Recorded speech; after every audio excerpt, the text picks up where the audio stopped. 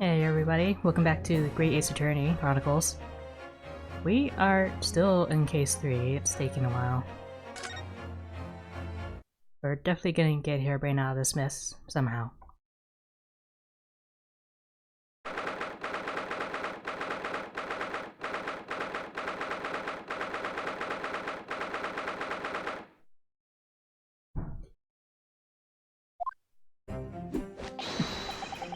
The Knight Errant himself. Oh, have you been watching from the gallery, Mr. Sholmes? I've been on the edge of my seat the entire time. Courtroom transfer are fascinating affairs, as a spectator at least. I'm glad you've been enjoying yourself.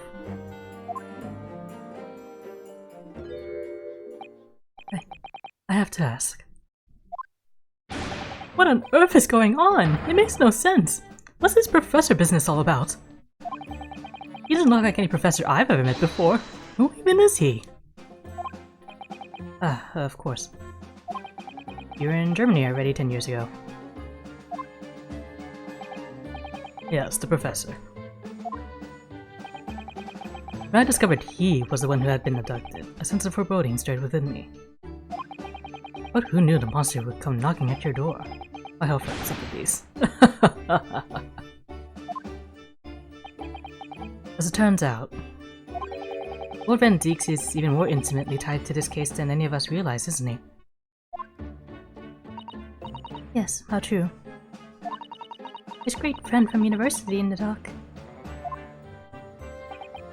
And now waxwork with the killer who took his esteemed brother's life makes an appearance too.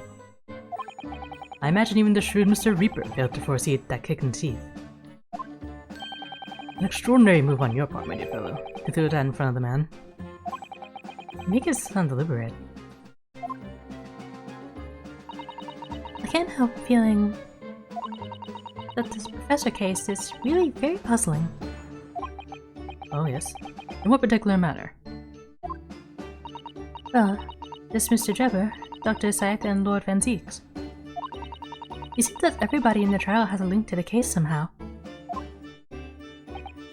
Yes. In fact, I alone am not a member of the set. Filled up, you see as an empty set, all alone with no intersection to any other.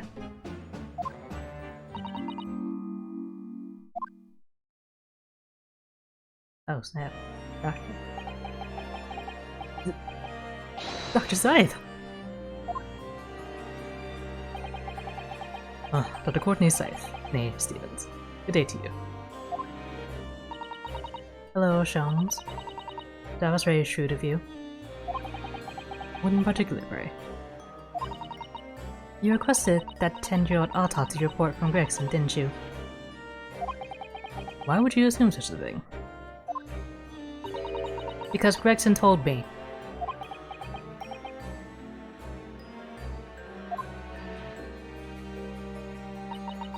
I think it's been 10 years. 10 years in the laboratory, losing my scalpel. I smelled nothing but corpses and disinfected. A policeman on the jury had a lot to say about you as it happens, Dr. Scythe. And I've accused you of being complicit in what happened. I'm hoping that you'll take the stand and tell the truth about what really happened. Nothing personal. That certainly won't be possible. Lord Van Deeks won't be summoning me as a witness. Lord Strongheart has forbidden it. Lord Strongheart? The Pandora's box you were warned about is a professor case. But please don't make the mistake of thinking you'll get any information about it out of me. But attempting to hide from the truth, that's cowardice. I've always fought crime in the way that I see fit. I have no regrets. None at all. And that's all I came here to say. So, good day to you.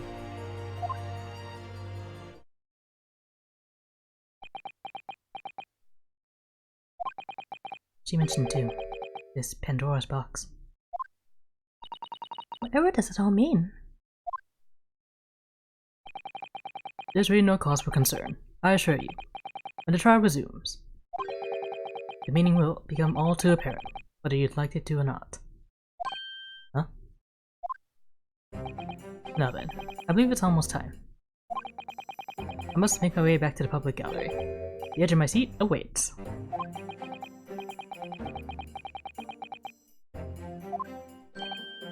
Oh yes, one word of warning before I go. If, in the course of the trial this afternoon, you perceive even a shadow of doubt about the truth, don't let it out of your sight. Pursue it like a dog with a bone. To the bitter end, you understand. Do not falter, whatever may come to pass. Alright, I understand. Thank you.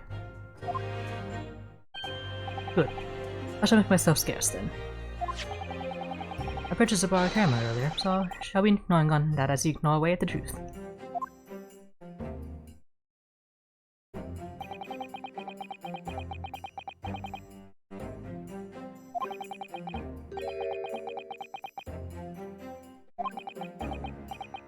This is a huge conspiracy.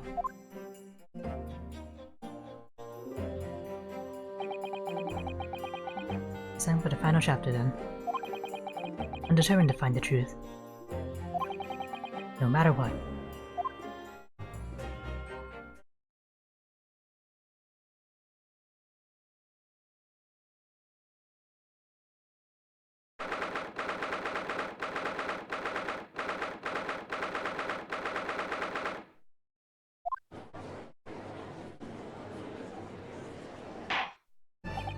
In the name of Her Majesty the Queen, I hereby reconvene the proceedings of this court. Counsels for the defense and prosecution, are you ready and able to continue? The prosecution is ready, my lord. Yes, my lord. The defense is also ready. As the court is aware, the case under our scrutiny began with a damaging incident at the Great Exhibition. If we now find ourselves embroiled in the details of a convicted felon who was sent to the gallows a decade ago. This trial has certainly defied all expectation. That seems to be the fate of all trials in which this Nipponi isn't involved, my lord. So then, let us begin our explanation of the defense's assertion that the waxwork was cordially involved in this matter. What defense seeks? My lord. Are we still awaiting the arrival of Madame Tuspel's? Not at all. She is in the antechamber as we speak and ready to be summoned. Very well. Bring in the witness. At once, my lord. Bailiff, show Madame Tuspel's to the stand.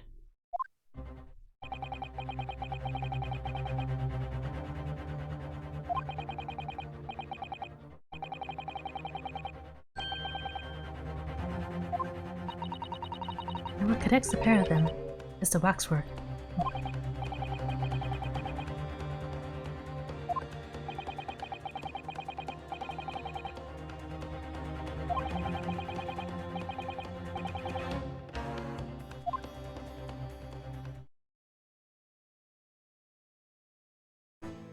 Oh, it shows. State your name and occupation for the court, please. My name is Madame Esperanza Tuspels. I am a waxwork artisan, and the proprietress of the Madame Tuspels Museum of Waxwork. You will have to pardon me for working as I testify. My new exhibit must open very soon.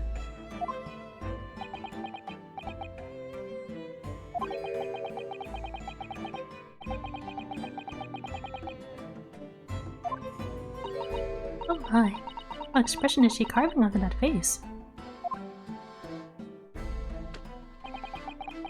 A number of days ago, a particular waxwork model was stolen from your museum. Can you confirm this? Oui, that is true. At first, we believe it had been kidnapped. A waxwork model? Kidnapped? Yes, my lord. There's a demand for ransom money left behind by the culprit. However, According to what I had just been told outside the courtroom, that was not the true reason. I understand it was utilized as a substitute for the body of a murder victim. At present, that is no more than conjecture proposed by the defense. This is the victim of the case in question, Mr. Odie Aspen. But of course, I know him well. He is a part of my odious personages exhibit. I detest to say what is evident, but Mr. Aspen does not resemble the professor at all. Yes, but perhaps their faces are very similar. Are you suggesting that we should see now the demasked visage of the professor? I have here the key. It is strictly forbidden to open the lock. This is absurd. Hold on. I don't know what face you've carved into your fancy figure beneath that mask. But clearly, it won't be that of the actual killer. Indeed. His identity was never made public after all. The trial took place in a closed court. The scenes were strictly confidential. The condemned man was summarily executed. His identity remains a closely guarded national secret. There's no possible way that a repository of Tory exhibits could get its hands on that information.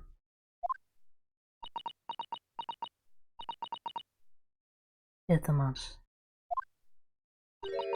It would seem you are unaware of the Tuspel's principles. What principles? The family Tuspel has always prided itself on sculpting its models a la perfection. Every detail, including the visage, is fashioned with complete fidelity. Yet voila, our principles. There's a well-known legend about the Tuspel's waxworks from the time of the French Revolution. A member of the Tuspel's family is said to have made a waxwork of the queen who was executed. Oui, that is true. It's a century ago now. I believe the queen's face was carved in the minutes following her death, actually at the guillotine site. You are correct. The model is on display still today in the House of Orders. We Tuspels will stop at nothing to obtain a faithful replica of our subjects. Dear me, a somewhat disturbing tenacity of purpose. It is the only way to obtain a truly lifelike representation of the subject. And it has been my family's secret for generations. Do you mean to say that beneath that mask, the true visage of the killer is there? This is ludicrous. It's also a question. The professor has spread terror throughout Great Britain. As a result, the Madame Tussauds special exhibit remains extremely popular even today. The killer, emerging from his own grave, is a sight to behold. You should come. I think, madame, it would be beneficial to hear your formal testimony on this matter. You explain every detail of this macabre model, and your personal involvement in this creation. With pleasure.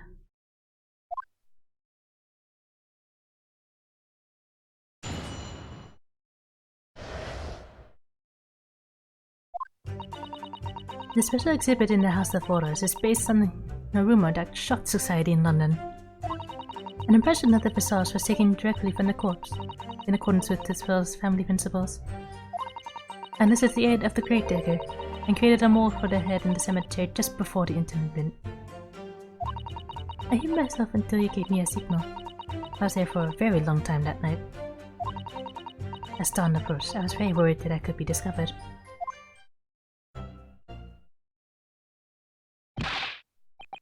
The gravedigger? The man sanctioned this? Wait, I will do all that is necessary to achieve the true resemblance my family is celebrated for. Nobody else knew. Only the gravedigger. What part did he do, huh? So you truly saw it. The face of that monster.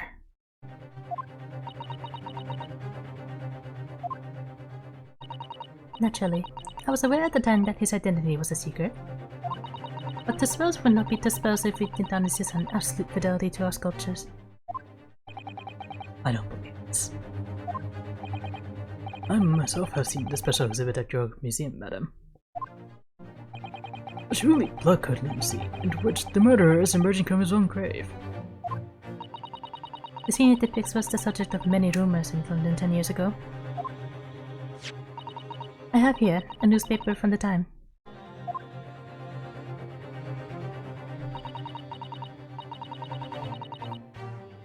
The special exhibit was passed upon the picture in this article. It's the most detailed account of what happened, as reported by the eyewitness who saw it.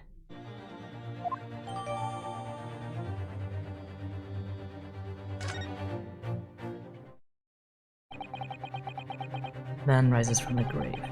It's too absurd for words. The public enjoys insanity monster. That's why I've reproduced the scene as carefully as possible in my museum. And it's a waxwork from the exhibit that was stolen some days before the incident at the Great Exhibition, wasn't it? That is correct. The professor you see before you here. Most puzzling. Counsel for the defense. Proceed with the cross-examination.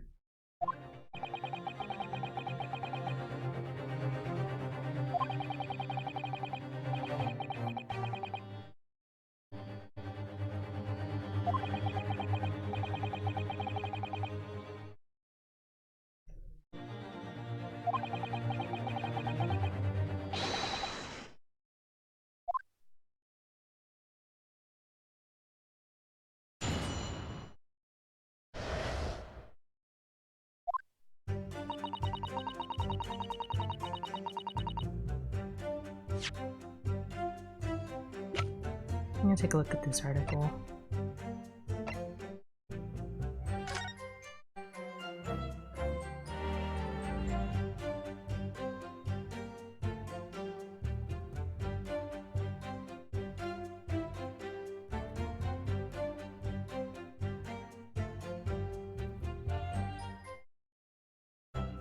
I want to read this article about the Mad Sheep.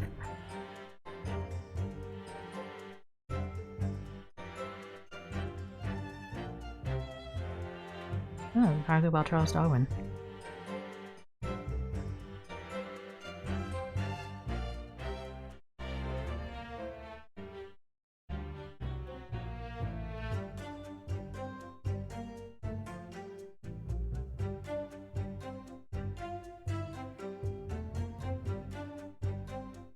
Eruption. Hey, wait a minute.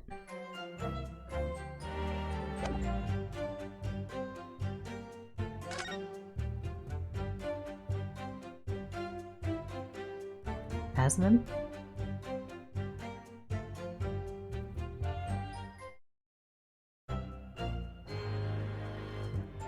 Nice detail sketch for the newspaper.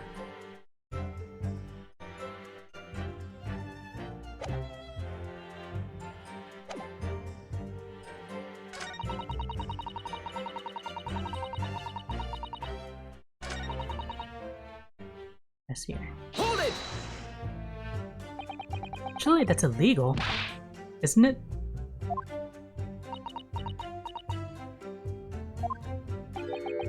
You've seen the proprietors of this repository of novelties was blinded by monetary greed. It had nothing to do with money. The man is part of London's criminal history. That is why I had this sculpted, to record this history. Is the reason at the Industrial Museum. But the man was convicted in a closed court and sent for immediate execution. Then surely nobody but the members of the judiciary present know the killer's true identity. I assure you, behind that mask is hidden the true face of the professor. You realize what you're saying. The professor's identity is a national secret. I understand. And now that the truth about the special exhibit has been revealed, it was perhaps close. Of course it will. As will your entire museum if you don't tread very carefully, madam. That could be another interesting chapter in the history of my family, I think, don't you? So, 10 years ago, on the night of the professor's execution, you took a wax impression of his face from the corpse? Wait, is that the man?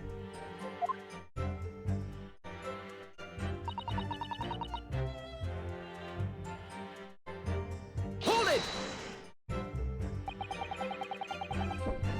You were there longer than you expected to be? I had some difficulties in capturing the subject's form correctly. As I removed the mask, the mouth of the cadaver fell open and I had some problems with the chin.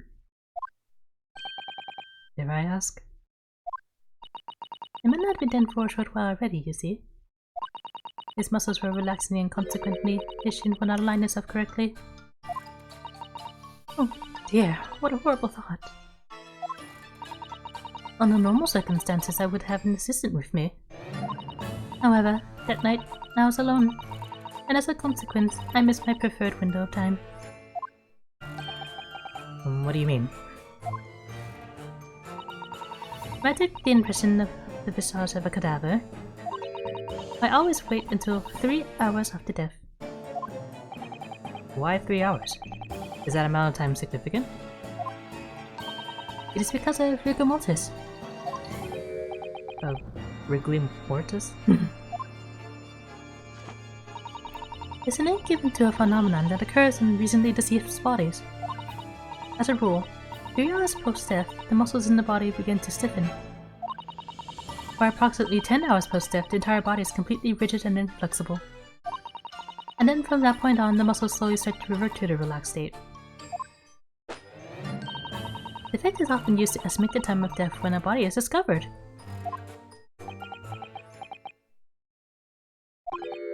Well, that was an education. If a slightly scary one.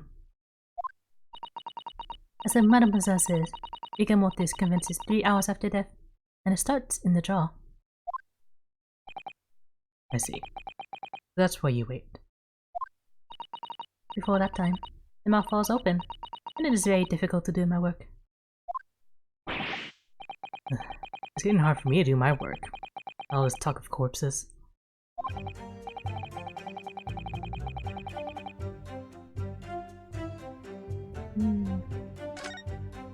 It's always significant. The information about rigor mortis that you just shared with us. Would you mind including it in your formal testimony? I believe it could be significant, you see. Of course, I do not mind at all. I can't help think that after this latest topic, the atmosphere in the courtroom has become extremely grave.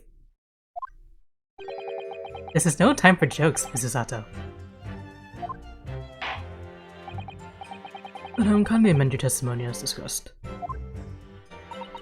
Sir.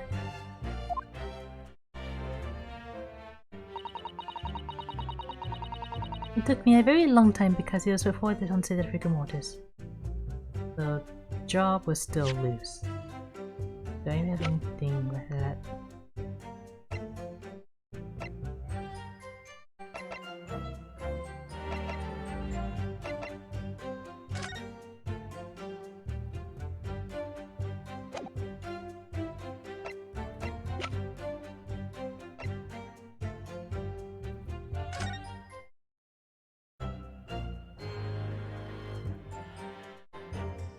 I mean, the head's all locked up tight in here.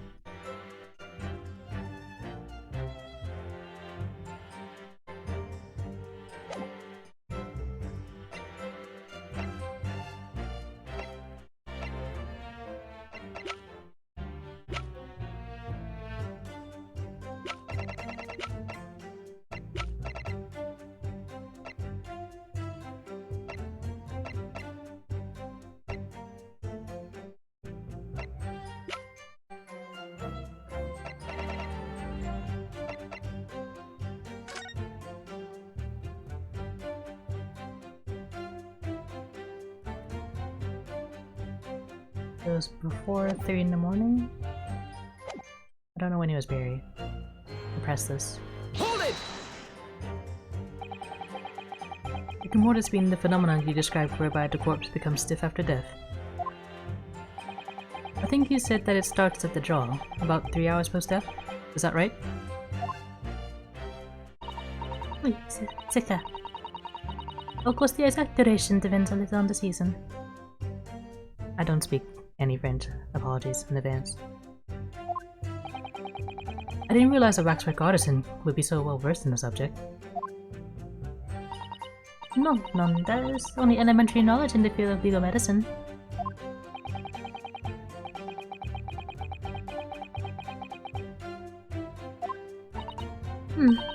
I could ask my father to give you a very simple primer if you like. I think corpses should be your domain. I'm not good with them. Oh dear. I'll do my very best.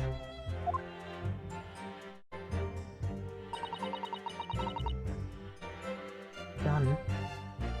Hold it! You see that dawn was approaching? What was the time of day then, approximately? Well, I could not say. But when I left the cemetery with my utensils and max, the morning light was becoming visible. The execution took place on the 17th of June, which had the earliest sunrise of that year. Indeed it did. First light would have been around 4:40 in the morning. It really is early.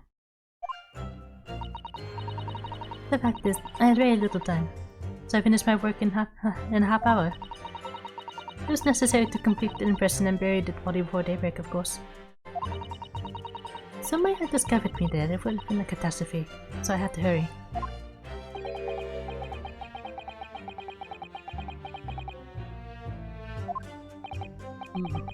You certainly appear to go to extraordinary lengths for your work, madam.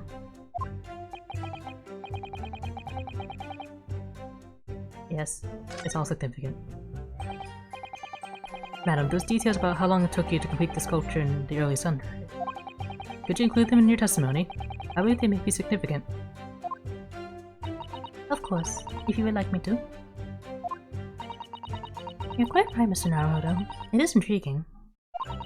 A sunrise at 4 in the morning? Would be absolutely unimaginable at home, wouldn't it? That's not quite what I meant by significant. Kindly amend your formal testimony then, madam. With pleasure, my lord.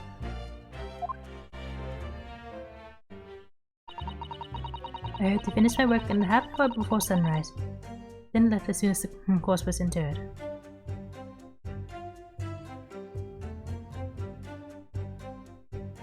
Press just to make sure. Hold it! Did you have reason to believe you might be discovered once the sun came up or something? I paid the great digger money to keep my little secret, of course. But with the morning light, I knew that the warden from the prison would commence his patrol of the area. Couldn't you just paid off the warden too then? I had already paid the grave digger, as I said. You cannot buy the silence of everyone, or the secret is no longer a secret. The sunrise was at 4:40 AM that day. Between said it would have been around 4 when you begin your sculpting work. Oui, that must be correct. That would be when the grave digger gave me the signal to come out of fighting.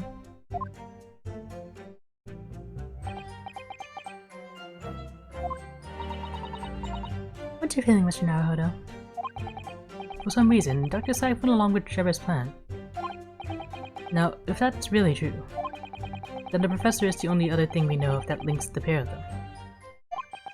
I feel sure that the waxwork must be a clue to this mystery somehow. In that case, we must use this cross-examination to uncover exactly what it means. Otherwise, the jurors are sure to revert their opinions and the trial will be over. I agree, but interestingly, uncovering what the professor has to do with all this means more to Lord Van Zieks than anyone. That's the impression I'm getting anyway. Yes, as do I.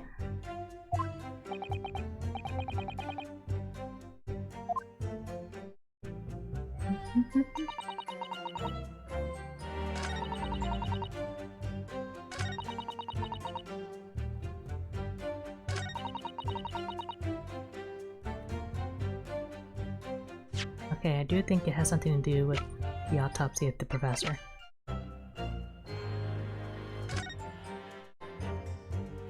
Because if he died at midnight, and she started work at 4 in the morning, that's 4 hours.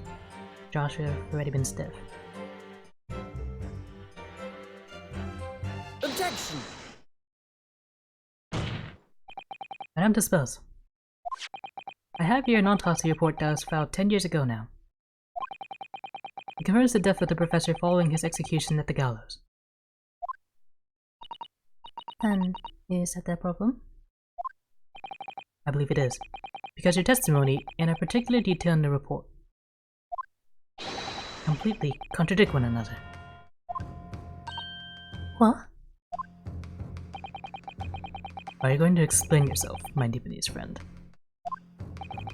According to her testimony, Madame Dispose was creating her wax impression just before dawn. And at that time, rigor mortis had not yet set in. Am I correct so far, Madame? You are, yes? As I said, the stiffening of the jaw is the first sign of rigor mortis, 2 to 3 hours after death.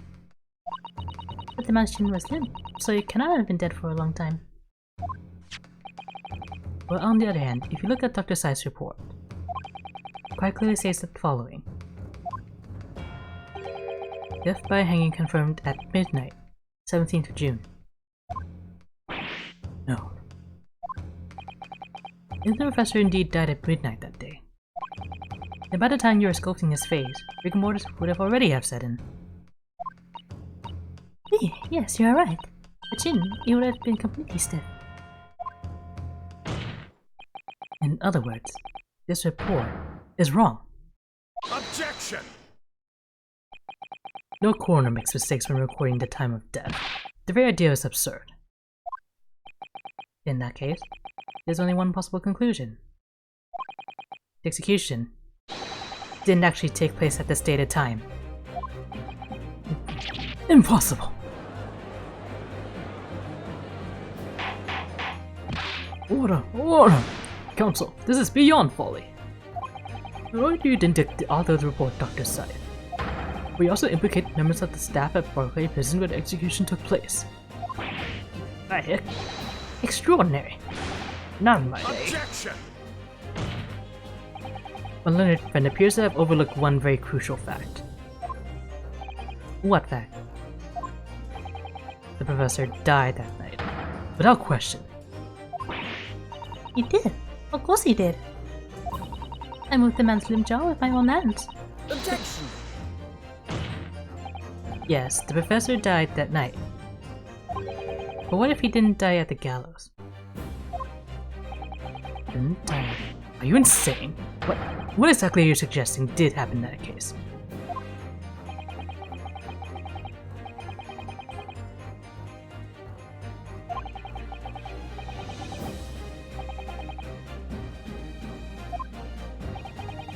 I have evidence that will explain exactly what I'm suggesting happened that night.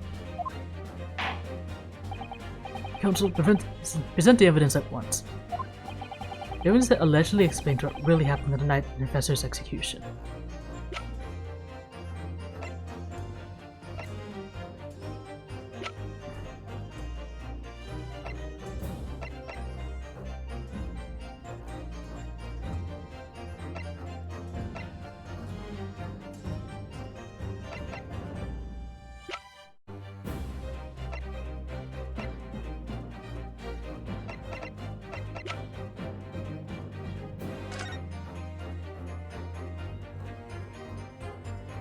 Has to do with this article, doesn't it?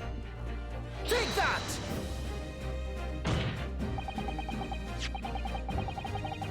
What happened that night is written very plainly in this newspaper article. Executed criminal returns in the dead of night in a local cemetery. You're suggesting it was a corpse, coming back from the dead now?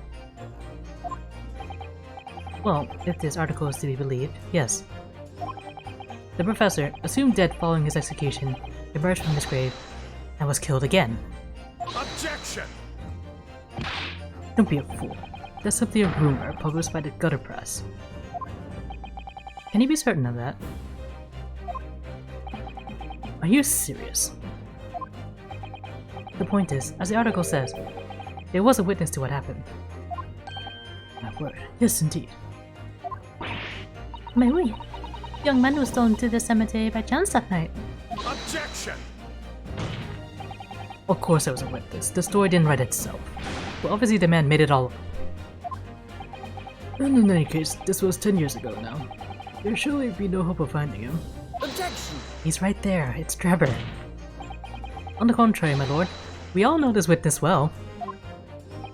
What? Are you suggesting, Counsel, that you've identified the person in question? But you know who claims to have seen these utterly incredible events take place? Yes, my lord.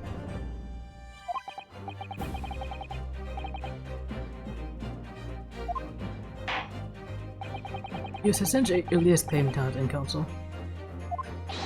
Who was the alleged witness of this striking scene from the cemetery 10 years ago? He's right in the picture. Take that! The man in question is Mr. Enoch Trevor. Trevor? The previous witness? The special exhibit in the House of Horrors at Madame Tussauds Museum of Waxwork recreates that decade-old scene in great detail.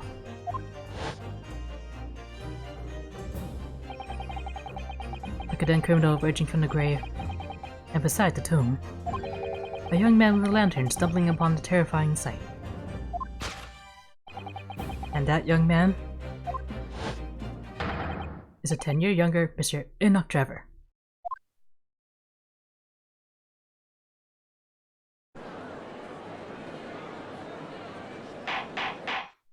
Order! Surely not, Counsel. Trevor was there, in Logate Cemetery. What is all this talk about Mr. Trevor? Is it insignificant?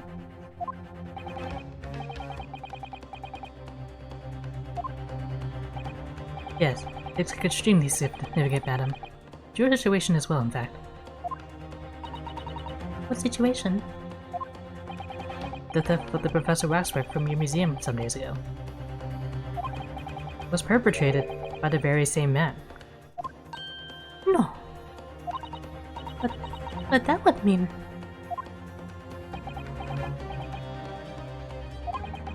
Madame Tussauds. It would appear you know the name, Enoch Trevor. Oui, yes, I know it. But from long ago, in the past. What?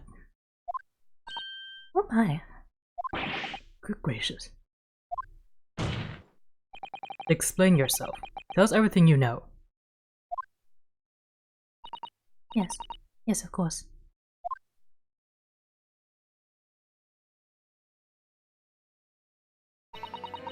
The story of the young man and the terrible sight he witnessed in the cemetery 10 years ago was published in every single newspaper in London and throughout Great Britain. However, in all the articles, the witness was simply described as a certain young man. No details were published about his identity. His name was never revealed. That is, apart from in one newspaper.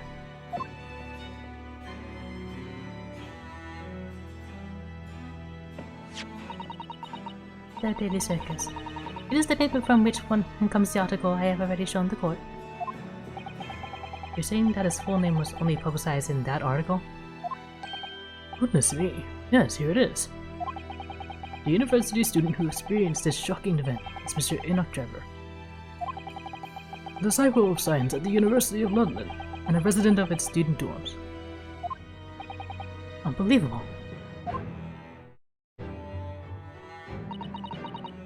When I read the article, I went to meet with the man. His discovery of the condemned criminal coming back to life in the cemetery in the dead of night would make a perfect exhibit for my House of Horrors, whether it was the truth or not.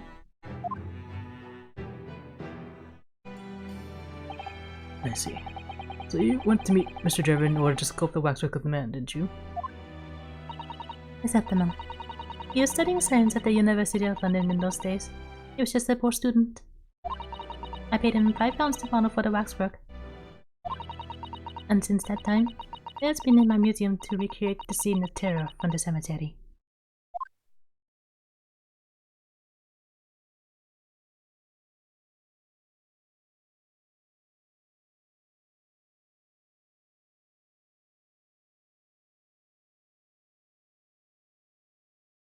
I'm sure 5 pounds was a lot back then. So, 10 years ago, a young man appealed to the public about an extraordinary event he witnessed. A criminal who had been put to death, re-emerging from his grave in the middle of the night. But the public treated his claim as nothing more than an amusing anecdote that was soon forgotten.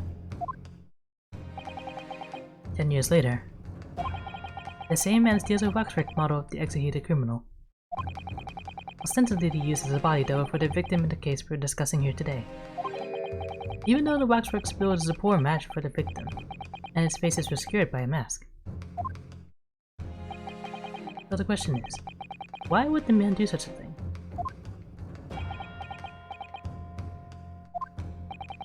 Which brings us to 3 days ago, when the birdcage crashed into the Crystal Tower. If the birdcage had in fact contained not the body of Mr. Aspen but that same waxwork, the coroner from Scotland Yard who investigated Dr. Syfe would have noticed immediately. And yet, she submitted this autopsy report for the victim, which the court has seen earlier. Why? Because the waxwork was that of the professor. Is that what you're saying? Dr. Syfe put her name to a document confirming the death of a condemned criminal who was still alive. A criminal whose apparent resurrection was witnessed by Mr. Drebber. But that misconduct was a deadly secret the coroner would do anything to protect. Which is precisely why Mr. Drebber used that particular waxwork as the body double. My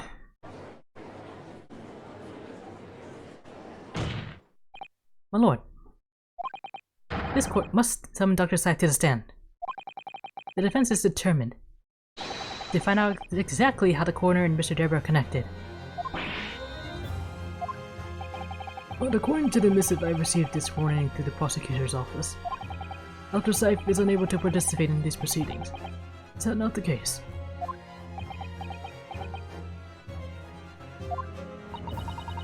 She does, and so herself, didn't she? Lord Vanzix won't be summoning me as a witness. Lord Strongheart has forbidden it. Lord Strongheart? The Pandora's box you were warned about is the Professor case. Oh, please don't make the mistake of thinking you'll get any information about it out of me.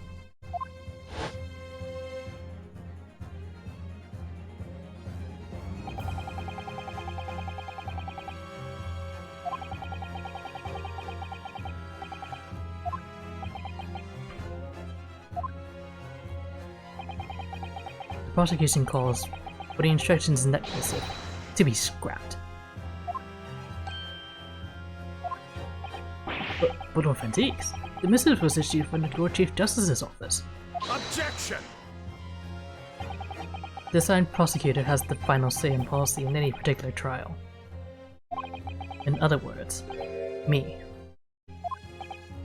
Yes?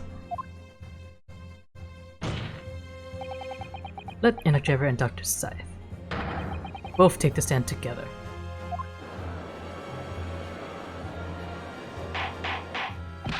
Order! Order! Order! Very well. I will uphold your request. Bailiff, send a subpoena with immediate effect addressed to Dr. Syfe of the Forensic Investigation Team. The woman is compelled to attend on Her Majesty's orders.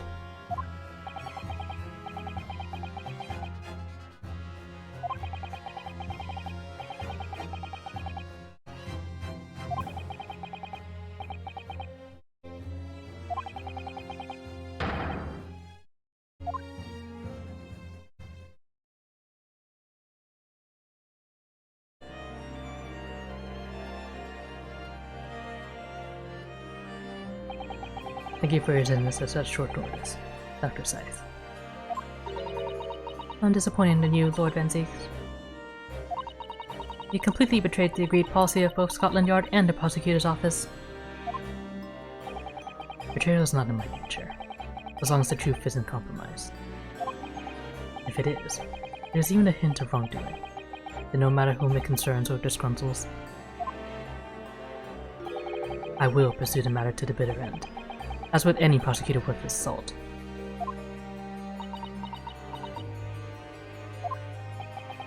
Mr. Drebber, you took the victim's life by means of a machine that you constructed in your workshop.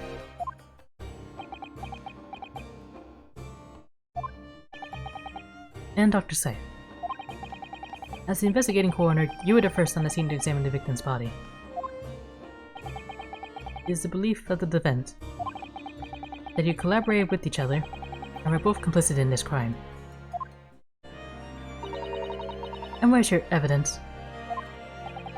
At present, we have no definitive evidence, but we do have a very significant clue.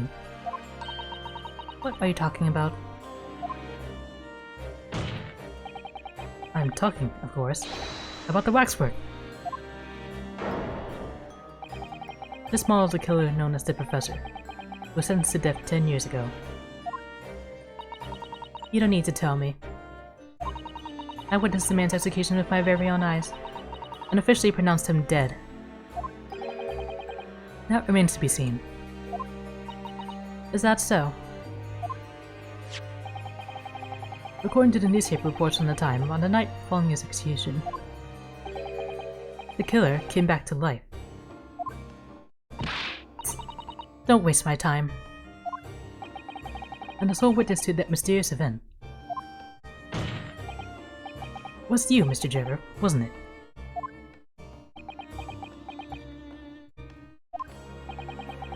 If what you saw in the graveyard that night 10 years ago wasn't some chilling fiction but reality, it would make you privy to a very great secret of Dr. Scythe.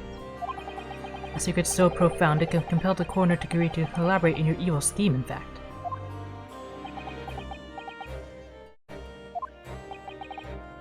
Mr. Trevor, tell the court. Tell everyone the truth of what you saw that night in Lowgate Cemetery.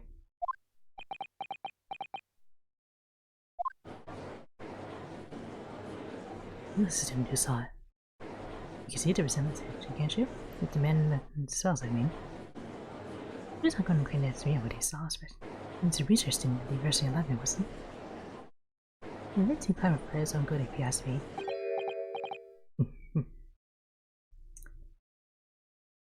H1star, welcome to the stream. Thanks for the host. Really appreciate ya.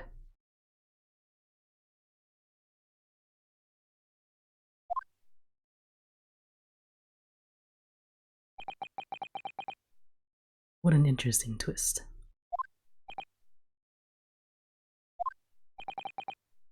When at the time, not one person would take me seriously.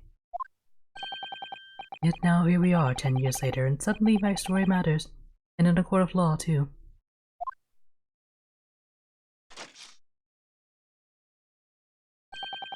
Very well then. If everyone so wishes. Let's be frank. I'll tell you the truth of what happened that night, for what it's worth.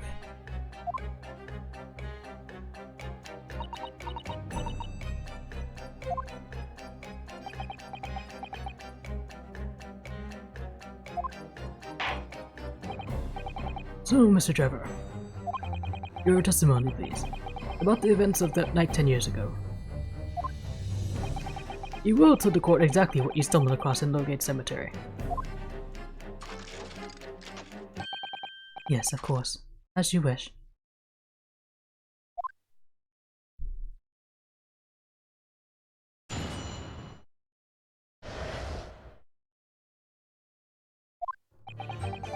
The reason I was in Lowgate Cemetery all 10 years ago was for a sort of moonlighting, shall we say. Yes, the illustration in that newspaper article was based on what I witnessed that night. But thinking back now, I realized that I never actually saw the professor. Soon afterwards, I was visited by a young woman who sculpted a model of me from wax. Then I gave up on my dream of becoming a scientist. And it was all because of that newspaper article.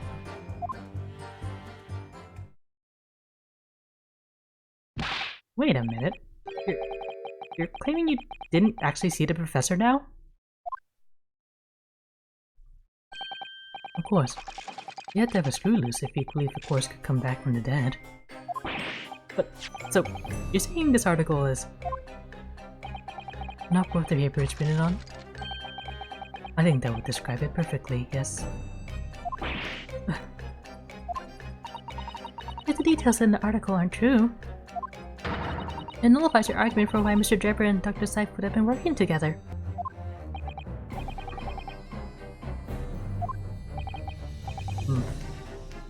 Tell me, witness. You claim to have been in the cemetery some auxiliary business. Can you elaborate?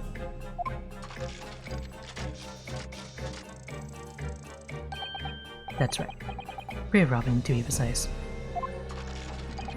As you know, Hillgate Cemetery is at the rear of Barclay Prison. So among students at the university, it had a reputation for being haunted by the ghosts of condemned convicts. Grave robbing, you say? Yes. Exhuming fresh corpses to sell is reasonably lucrative. Of course, I never laid a finger on any valuables buried with the dead. So you're one of those so-called resurrectionists, a particularly unpleasant scourge on society. Resurrection Man. Actually, my fellows and I went by another name. The Repurposers. That is quite beyond the pale. You invite divine retribution, sir. Yes, well, I think I suffered retribution enough. The Daily Circus eventually unearthed my name and put it in print.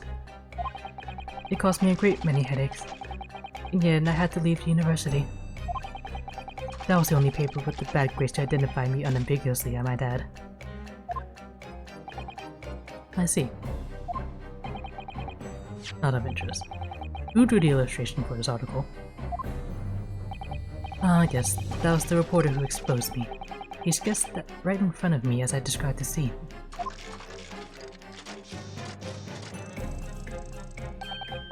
Obviously, as time ticked on, I bitterly regretted what I'd done. Claiming to have seen something I never truly saw. Foolish. Very foolish.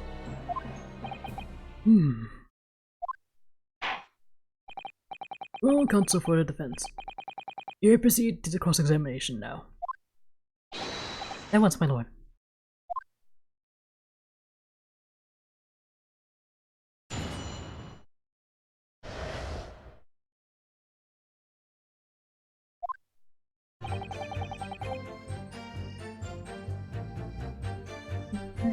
Hold it!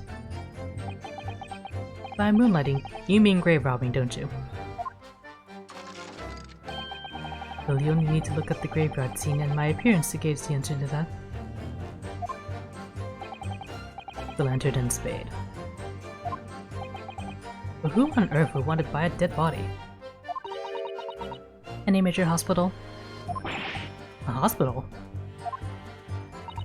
In order to better understand the human body, the study of anatomy is crucial to medical science.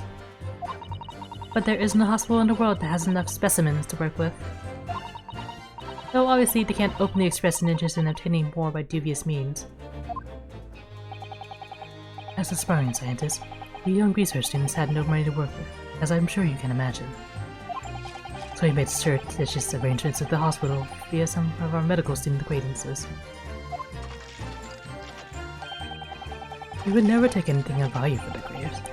It was all for the furtherance of science, you see. That's what we all told ourselves every time we stole into the graveyard at night, spade in hand. You realize body snatching is a serious crime. If you're caught, you could expect the gravest of consequences. We students were caught between the hammer and the anvil. We needed funds for research.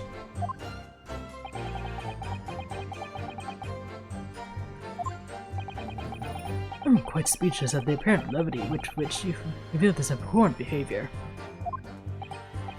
Well, if you want to know why I was there at Hillgate Cemetery, that's the reason. But I never expected it in the way it did. That I regret to this day.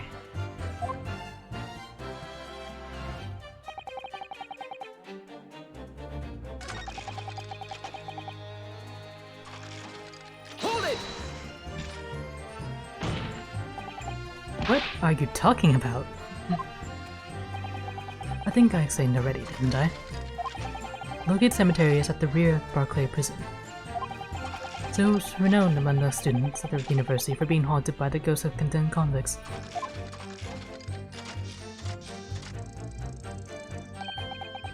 For some absurd reason, I was scared of the graveyard at night. And as a result, only too willing to believe that nonsense about the dead coming back to life.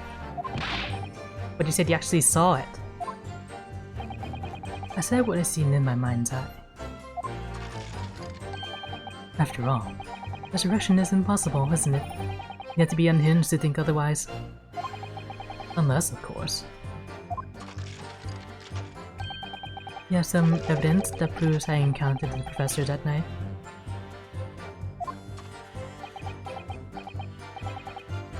I don't know. I mean, isn't that why his hair turned white? If you have anything at all, Mr. Naruhodo. I know, I need to present it against that irritatingly backtracking statement of his.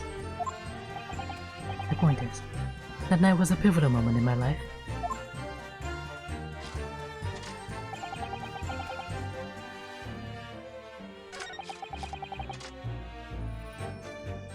Hold it! This article, you mean? Published in the Daily Circus? Yes. Somebody informed the dean that it was my name that appeared in the article, and carelessly let slip that night after night I was digging up graves. Hardly a model student, you might say.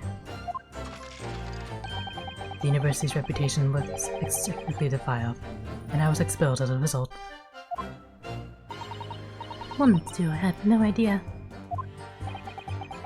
And having been run out of university, he found employing in a somewhat specialist trade.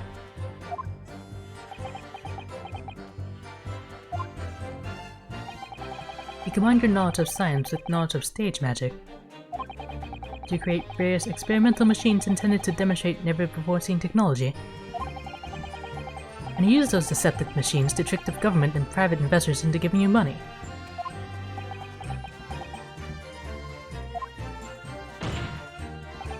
Professor Albert Herring was just your latest victim, wasn't he? Whatever are you talking about?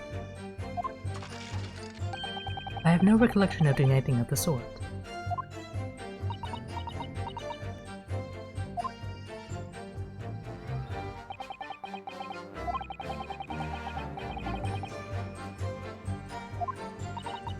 I wonder if perhaps it's because his circumstances have changed now. In what circumstances? Well, if he admits to having seen the professor emerging her life from his grave 10 years ago, it will expose a secret in Dr. Sai's past that she would desperately want to hide. Yes, of course. If Trevor and Dr. Sai are working together now, then if Trevor were to betray her, there would be no reason for her to continue to cooperate.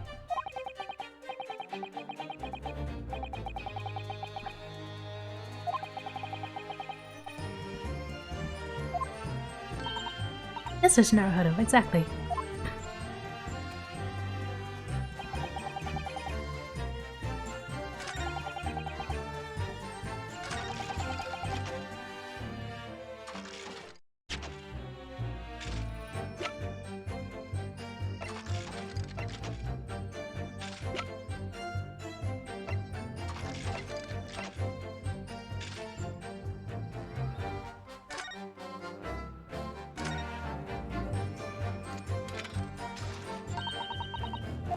I don't want to address this stain either.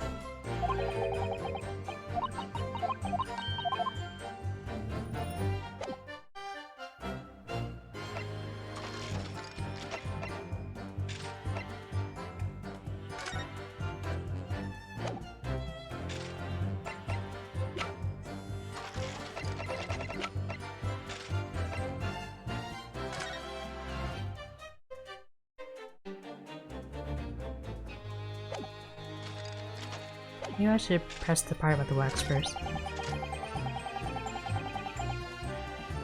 Hold it! The young woman being Madame Dispels, of course. Precisely. I must say, I didn't expect to run into her again like this 10 years later. As I have explained, I went by the name published in the article, then, Funka, I found the man. Yes, the article in the Daily Circus, I think you said. I was a poor student with barely a penny to my name at the time. And the young lady put 5 pounds in front of me. So you readily consented to having a waxwork of yourself made and gave permission for it to be put on display? I did. I should sow what little I had to sow, I concluded. Ah, oui. I remember now. I purchased something else from you that day, n'est-ce pas?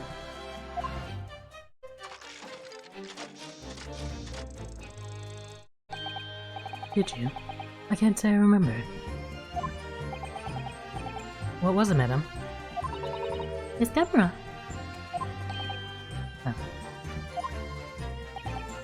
Oh yes, I made a point of taking it with me whenever I made an excursion to any cemetery. You took a camera with you, sir. To what end? To record the details of the bodies I disinterred. I had no intention of ever visiting a graveyard again after that night, so I sold it. I see. But I still have it, monsieur. It's part of the special exhibit in my House of Horrors. I am very meticulous about such details. Just at the spell's way. It would seem, then, that this is the very camera Mr. Trevor took with him to locate cemetery on the night in question. Yes, interesting.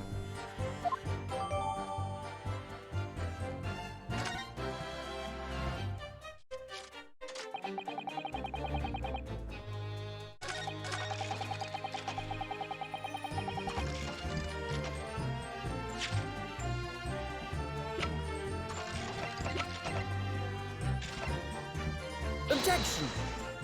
No, not yet.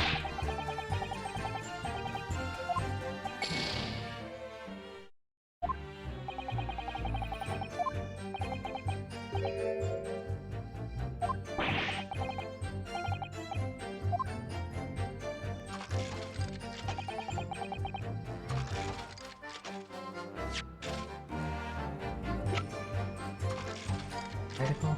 Objection! Okay. Sorry, Mr. Trevor, but I don't believe that. Don't believe what? Your latest claim. You did see the professor on that night 10 years ago. Oh dear. You seem to be at odds. But I was there, and you were not. I know what I didn't see. The illustration with this article was drawn based upon what you told the journalist that you witnessed. A figure emerging from a tomb, wearing an iron mask. Yes, but it clearly was tried 10 years ago. It was decided in the closed court ruling that the man would wear the mask to hide his identity. It wasn't to be removed even during his execution and subsequent burial. Not even the prison warden could personally see the man's face. But obviously, the provision of this mask was not public knowledge. So, Mr. Jabber, as you've just heard, a lonely student at the University of London certainly wouldn't have known about the condemned man's mask. Unless you actually seen the professor that night, it's inconceivable that the artist would have included the mask in that illustration.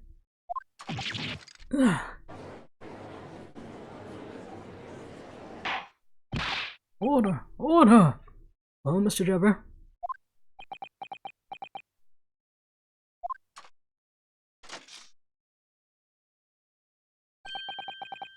It's a vile scene, isn't it?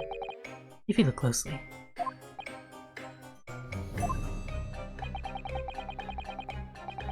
And as I've already been at pains to point out, I was utterly petrified. Which is why I had it in my head that I'd seen such a blood-curdling sight. But afterwards I came to my senses, and realized that I'd been mistaken. You're still saying you didn't see it? If you're still sticking to that story with this, then amend your testimony to explain exactly how you think your eyes deceived you. Of course, of course. Only too happy to oblige.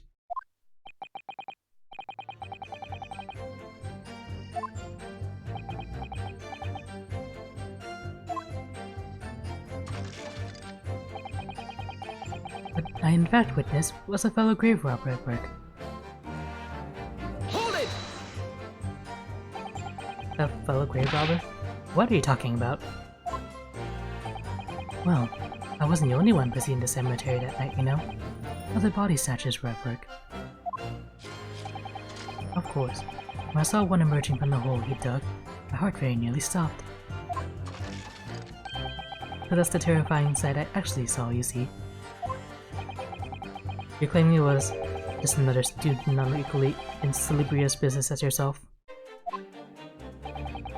Many of the medical students would wear metal masks to protect them from bacteria during dissections. Clearly the fellow was using such a mask to protect his femininity. Wouldn't you say? Objection! But there's more to the story, isn't there? The article goes on to say, in the next second, a gunshot rang out suddenly from behind. The bullet pierced the resurrected man's chest. His breath then stilled once more. We might assume that the sexton discovered that the miscreants at work, perhaps, and fired upon one of them. If a great digger had shot someone in the cemetery, I think it might have been rather big news, my lord. Oh, yes, well. I can only assume it was an embellishment bolted on later by the reporter. Excuse me! Mountain to spells. Don't take it out on Mr. Sholmes.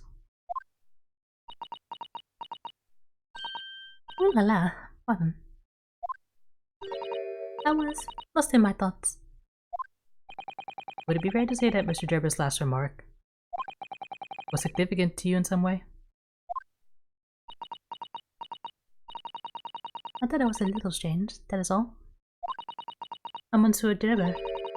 Who claimed this now? If you don't mind me saying, madam, what are you talking about? Well, when I met you 10 years ago at your university dormitory, you recounted to me about your adventures in the cemetery, none? Including the gunshot. Stop. You might want to watch your tongue, you know. Objection! Have a care, Drebber. That's no way to speak to a lady. Please, Madame Dispels, carry on. Of course. According to what Monsieur Drebber told me at the time, he did hear a gunshot from behind him, and the bullet hit the condemned man. I said nothing of the sort. No, you were very explicit about the details. About the mask that the figure was wearing. And the blood that spattered over you when he was shot. Enough! Shut up, woman! You're making all this up! That will do. Mr. Drebber. Yes? You fit the account just given by Madame Dispels?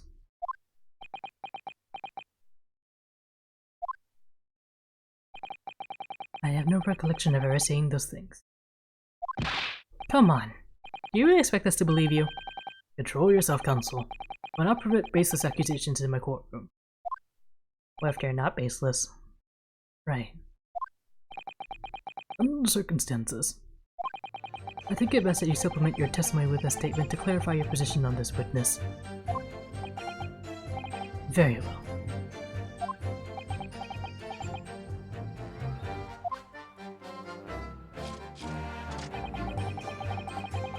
There's no gunshot from behind me at all, nor any spattering blood.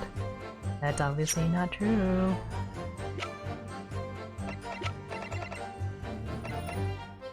Objection! Mr. Trevor, do you remember this camera? That's the camera from that fateful night. Yes, we borrowed it from the House of Horrors. It's the camera you took with you to the cemetery that night, Mr. Trevor. And is that supposed to be significant? This kind of camera is rarely seen in our homeland, so my colleague and I were keen to examine it closely. We noticed that the lens extends forwards on the end of some bellows, like this. Hold it! What's that? There. Just on the bellows. It looks like a dark red stain. That's right. It's a rather conspicuous mark here on the bellows, in fact. Good lord, are you suggesting? Yes, my lord. It would appear to be a spatter of blood. Something that could be confirmed with a simple chemical test. Isn't that right, Dr. Scythe? It would be difficult to determine if it was human blood and not the blood of some animal. But yes, to test whether or not it's blood at all is simple enough. I suppose that Mount Isabel's testimony was correct. And that on the night in question 10 years ago, you're spattered with blood from the gunshot wound. Well, hey. And that furthermore, you really did witness the condemned professor emerging from his tomb.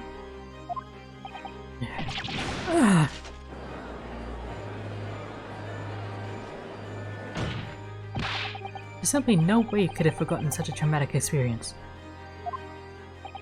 In other words, the only explanation is that you're trying to hide the fact that you saw the professor that night. Objection! But why? Why would he want to do that? Well, not for his own gain, it would seem. For whose then? Who could benefit? The driver is obviously lying in order to protect somebody. My goodness, he's shooting someone?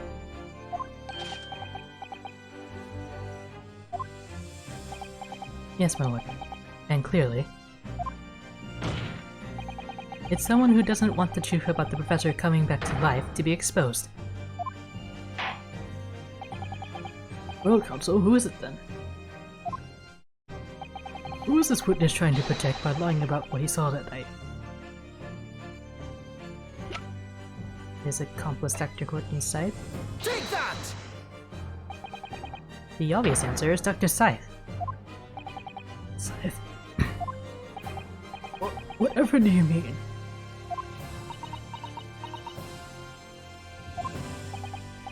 Imagine if the convict who had been sentenced to death was not in fact killed.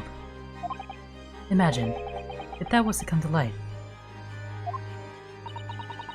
What are you insinuating? And imagine if the convict in question was the country's most hated mass murderer. If it was the professor, that would be an unprecedented scandal. Objection! This is beyond a joke. Need I point out that the dead cannot come back to life? Which just would mean that the execution never actually happened. Yes, that's exactly what it would mean. Objection! Once a man is sent to the gallows, he hangs. No one could escape, not in Great Britain. Objection! But the fact is, there's a witness to the fact that the man did escape his hanging. If that were really true, Counsel, the implications of misconduct would not stop at the supervising coroner. It would taint the honor of the entire judiciary, from the ground up.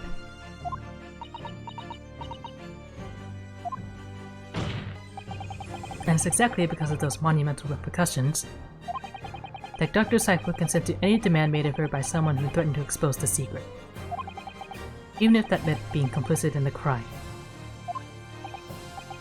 You mean? I mean that Dr. Scythe wasn't collaborating in Mr. Jeffers' wicked scheme. She was coerced into collaborating, in order to protect her decade-old secret. She switched the dead body of Mr. Aslan with the waxwork model and fabricated the autopsy report.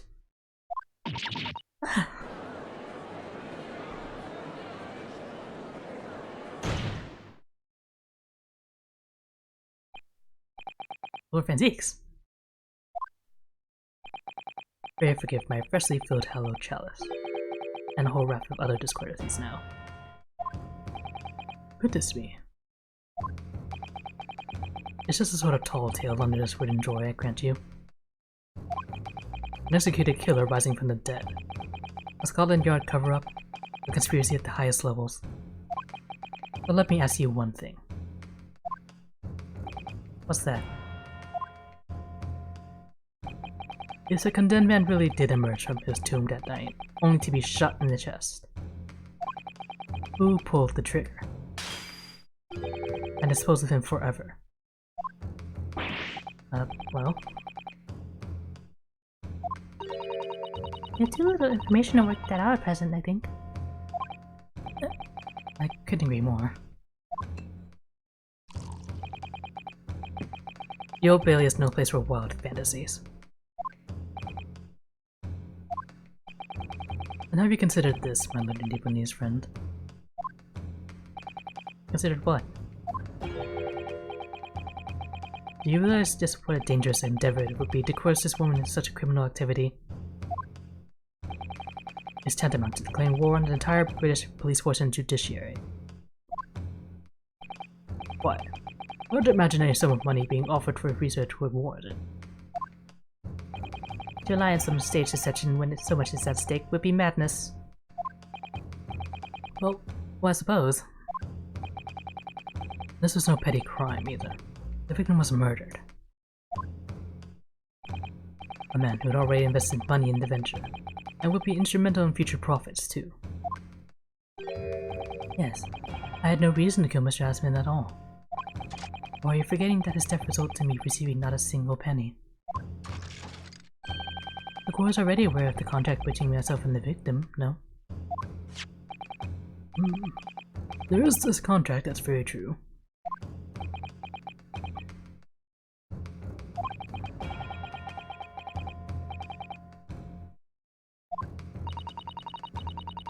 Using best to force the head of the forensic investigation team to cooperate is extreme. Especially for a government grant he had no guarantee of receiving in the first place. If the research grant was the aim, taking Mr. Aspen's life would have made no sense anyway. Which means... Mr. Dever's motive wasn't money at all.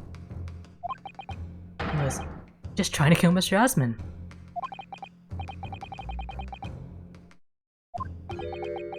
Your time is up, my learned friend. I say you have one last chance before the jury lose their patience with this charade. Let's see if you can back up your heady proposal, shall we? How do you explain why this engineer would throw all caution to the wind and threaten his own country? At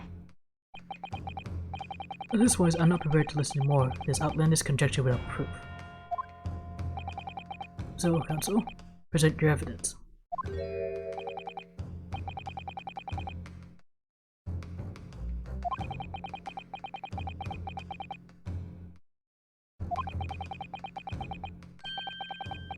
Two pieces of evidence? Oh jeez.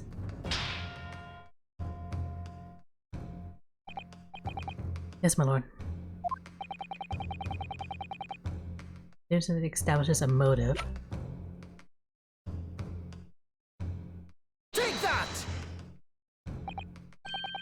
Is this newspaper article, my lord? That was written 10 years ago, and every detail has been examined already. What can it possibly tell us? That joke should never have been written.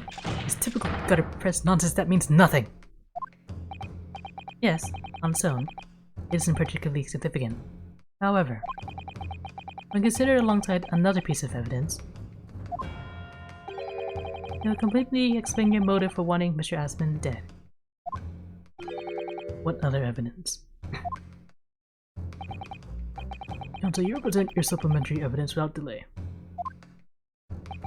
Evidence which, when cross-referenced in the newspaper article, establishes a motive for the deed. That would be...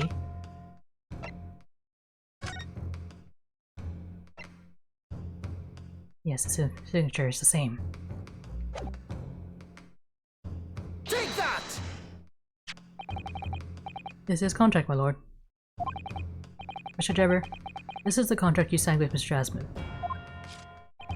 Yes, that's right. The very document, in fact. It proves I had no reason to kill the man. No, I'm afraid not. What? There's something very significant that this newspaper article and the contract have in common. Really? And it's that common link. It shows very clearly why you were determined to kill Mr. Odiasman. It seems the defense has uncovered something the rest of us have missed. So, my letter. I want to know what these two pieces of evidence have in common. Where exactly is the link between this newspaper article and the contract? The signature. Take that! What these two pieces of evidence have in common is a signature. Signature? The signature on an illustration that accompanies the 10-year-old article, and the signature on the contract belong to the same person. What?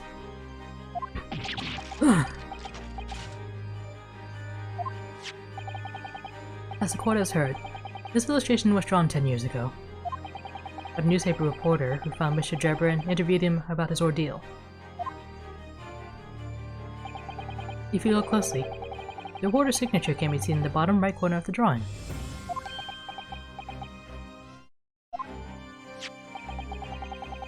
And if you look at the contract here, which is signed between the witness and the victim last year, you can clearly see Mr. Asman's signature at the bottom. Let me see now. But Lord, yes, they're identical. In short, the journalist who drew the illustration and wrote the article published about Mr. Jabber 10 years ago was the victim of this case, Mr. Odiasman.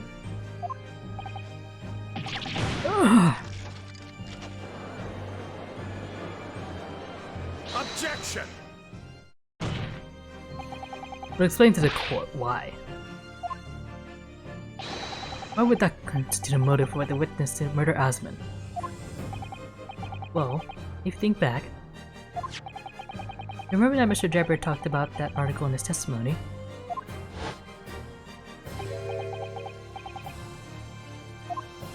Yeah, grave robbing, I was supposed to be doing that, got quick trouble, kicked out of school.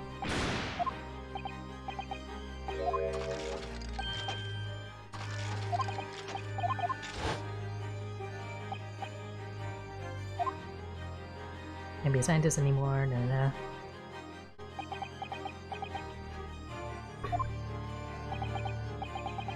At the time, you were a student at the University of London who dreamt of becoming a scientist. However, this single newspaper article changed your entire life.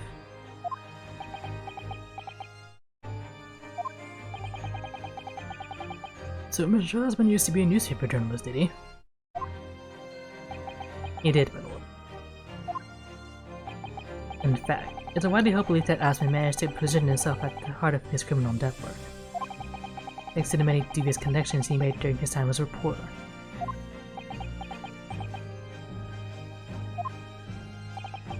So you had to give up on your dream and leave the university. You lost everything. Eventually you found yourself working in the field of science, but only in the shadows.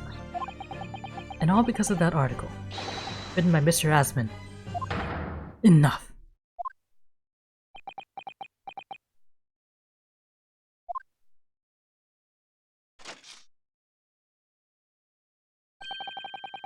Stop this endless drivel about my life. What? Explain yourself, Mr. Jabber. Yes, it's true. I had to leave the university as a result of that article. But it was just for the straw that broke the camel's back. What do you mean? Almost every student of science in the faculty was too poor to actually conduct any research. But they struggled on with their hypotheses anyway. We all did. Only had them taken by vultures. Sooner or later, you knew your ideas would be stolen and patented by some rich or other, that's after all. But gracious. Making a name for yourself as a scientist in a climate like that was a miracle only a select few geniuses could ever hope to achieve. Personally, I wasn't one of those geniuses, but it was hardly a wrench. Being forced out of the university because of Lowgate was the best thing that could have happened to me. Objection! Mr. Trevor, do you genuinely believe that?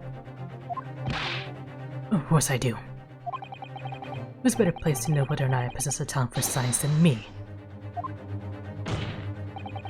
I'm sorry to say, but your words don't ring true at all. How dare you? And I have evidence to prove it. Are you in a position to say anything about me? I don't know you from Adam. Fine. If you think you have evidence, go ahead. Show it. What could you possibly have to dispute the idea that I was happy to leave university because I lacked talent? Hey, you're a genius and you're gonna admit it, damn it. Take that! You remember this, Mr. Trevor? You found it at your workshop. Is that a Royal Society trophy for excellence in science? What exactly is this trophy, Council? It's the greatest honor that can be bestowed on a young scientist, my lord.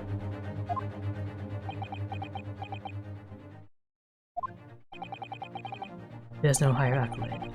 It recognizes an emerging talent and promises a bright future. Good gracious. Your prospects for the future were excellent, weren't they, Mr. Trevor? Because even then, you were a genius in your field. But you lost everything.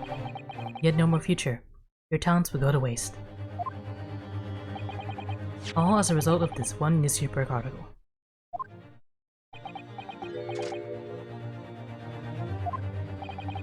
I don't know when you realized who Mr. Aspen was. But when it dawned on you that he was the same journalist who 10 years ago ruined your life, it's abundantly clear that you had no intention of forgiving the man. The man that got you cancelled.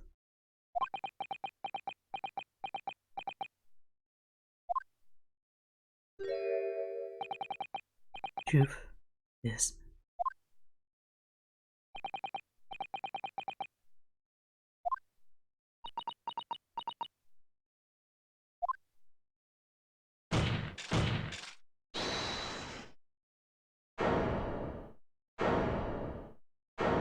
Side?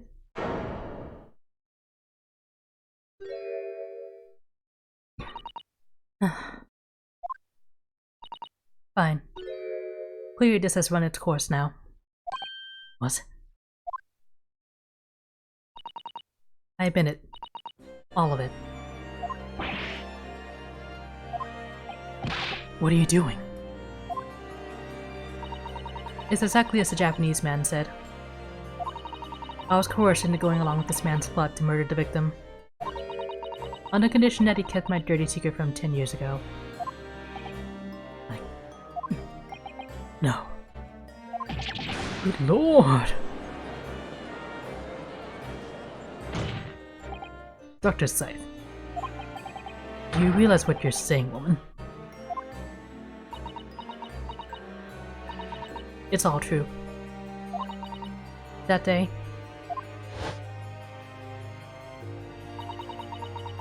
when I arrived at the Crystal Tower and saw the birdcage, my heart nearly stopped beating.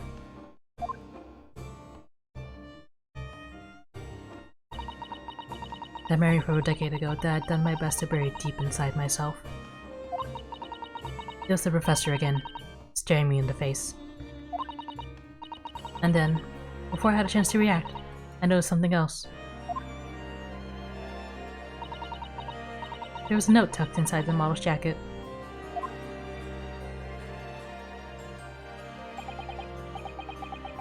Dr. Scythe, you will go along with my plan. From someone who knows the truth about what really happened that night 10 years ago.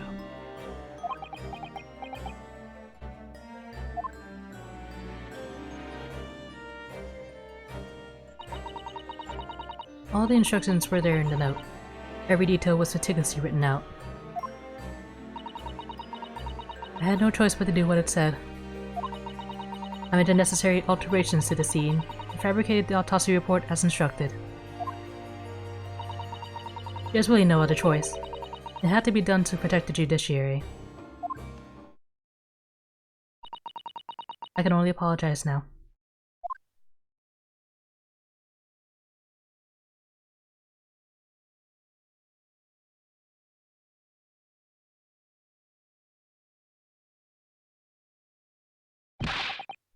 Why on earth would you buckle now?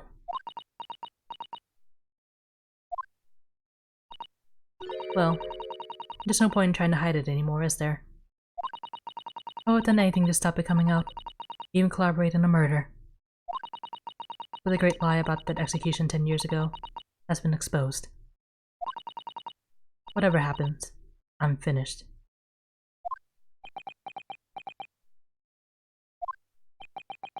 So then, Mr. Drebber, what do you say to that? Your accomplice has admitted everything.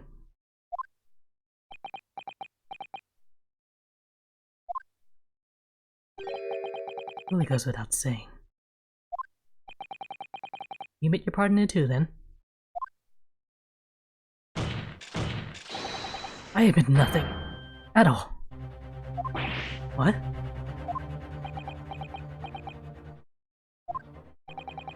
Have you forgotten that a kinesis machine was ripped to shreds by an explosion? Short of me admitting to a crime, there's really no possible way for you to prove that I did anything wrong. No!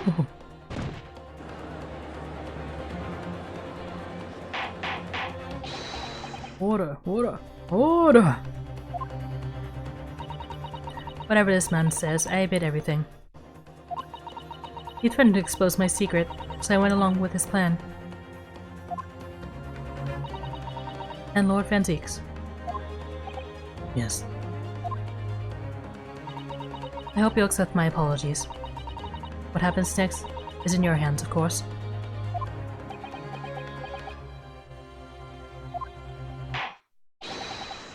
I've heard more than enough now. I hereby present the final findings of this court. This trial is not the proper forum for which to pursue the alleged wrongdoings of Mr. Drebber. The defendant is Professor Albert Harebrain. Very true. That slipped my mind. Isn't he one of your closest friends? As the court has heard, Dr. Scythe has admitted to the allegations brought by the defense, thereby absolving the defendant of any possible guilt. You mean? At the present time, it is the conclusion of this court that the defendant was not involved in any wrongdoing. Does the prosecution have any objection?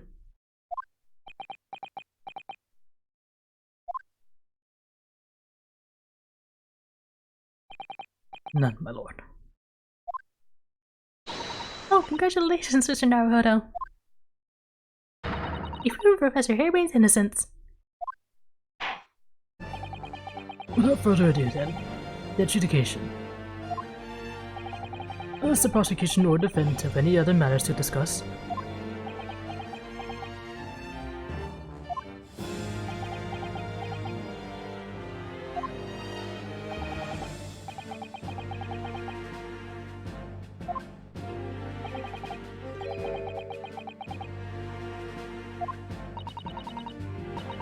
Is everything alright, Mr. Naruhodo?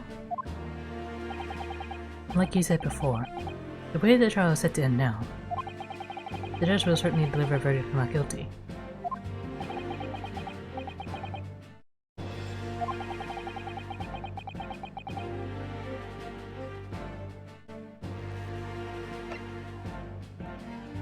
That's what Sholmes said.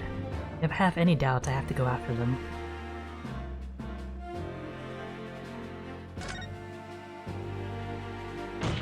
Objection!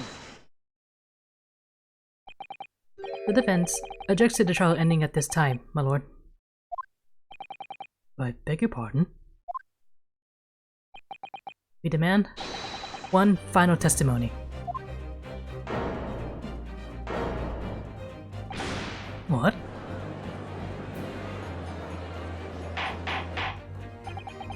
You do realize I'm about to adjudicate in favor of your client, I presume? What are you playing at now, my Japanese friend? Why would you want to obstruct the conclusion of the trial at this point? No defense lawyer in his right mind would do that.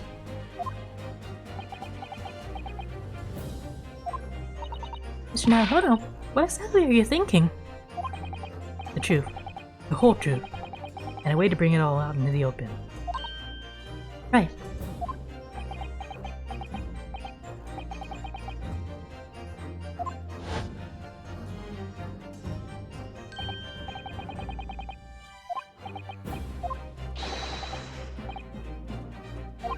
Get it down to every last detail, said Sholmes.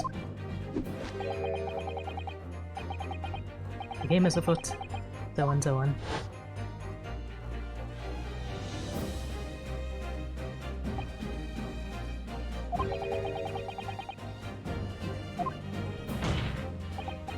Yes, I'm here in court to advocate for my client. And to secure an acquittal. Obviously. But that's not all. I believe that I have a duty to the court. To pursue the whole truth of the case, until every last detail is laid bare.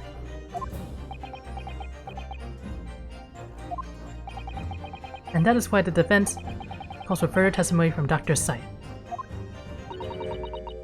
Testimony from me? About what? About the nature of your collaboration with Mr. Enoch Drebber. In case it escaped your attention, I've already admitted to everything I did. The whole truth has already been revealed. So stop wasting everyone's time. As his lordship made very plain, your client will get the acquittal you wanted for him. There's simply no point protracting this further with another tedious cross-examination. Objection!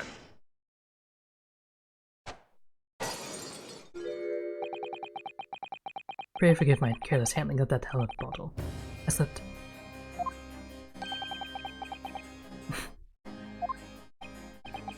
What is your objection, Lord Ventix?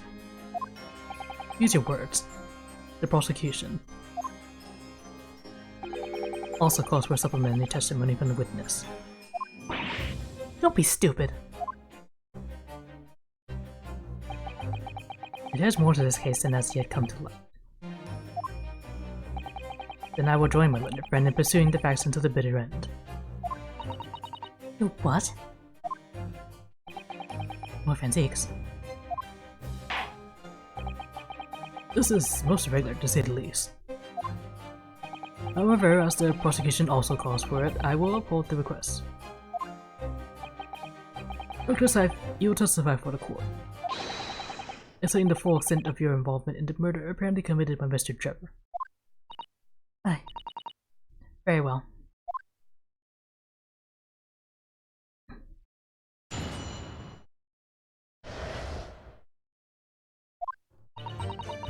It all began at the scene, when I saw the waxwork and the note tucked inside its jacket. The actual body of the victim, as indicated in the note's instructions, was beneath the experimentation stage. The body had to be arranged in certain ways to implicate the defendant, which was my job. I enlisted the help of the entire forensic investigation team to dress the scene appropriately. The truth about the execution 10 years ago is a state secret at the highest level. I had to protect it.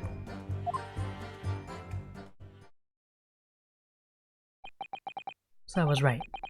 The stage and the machine were all specifically designed for the deception. So it seems. And I'm meticulously prepared. You did well to see through it. You're a very shrewd boy. It's not kind of you to say. And what about this autopsy report then? All I did was record the location of the body as being in the crystal tower instead of under the stage. That's all? It's a terrible corruption! Only my team were aware of the deceit, and then only under my explicit instructions. Nobody else at Scotland Yard knew anything about it, I assure you. You must be thankful for small mercies, I suppose.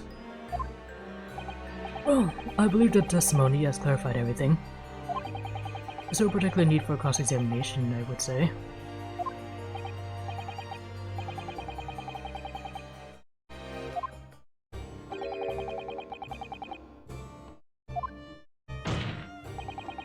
It's the defense's right to cross-examine any witness following testimony.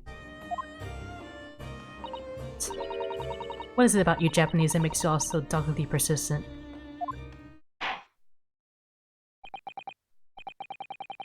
Very well. If you so desire, counsel, proceed with the cross-examination. Yes, my lord.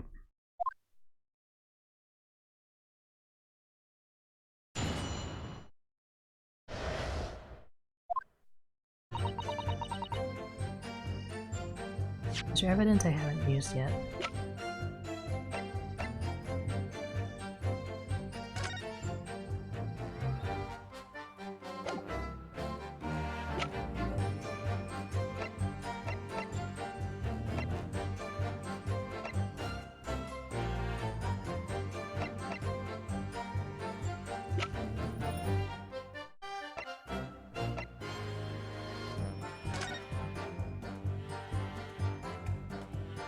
I guess when did he get stabbed?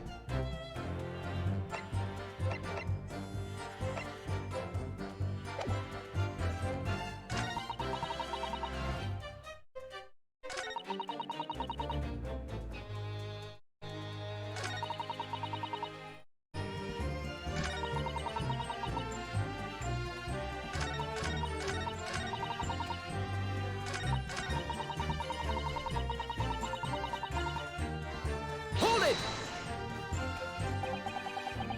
When you say arranged, I presume you mean with this. Yes. The instruction in the engineer's note says something along the lines of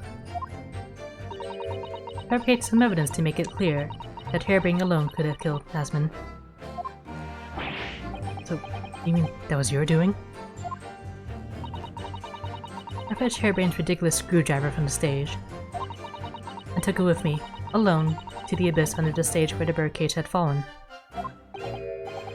Alone, Doctor?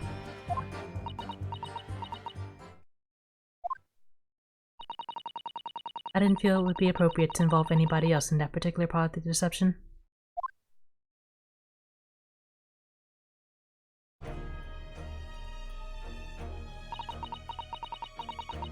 There was a void under the stage where I found the birdcage lying in the dirt.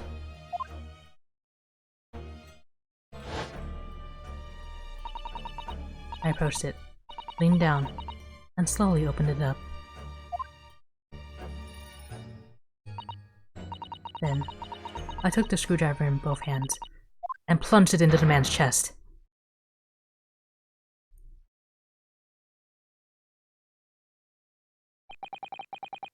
And then you noted that in your fake autopsy report as a fictitious cause of death. Exactly. So, the actual cause of death was the trauma resulting from the 30-foot drop. My word.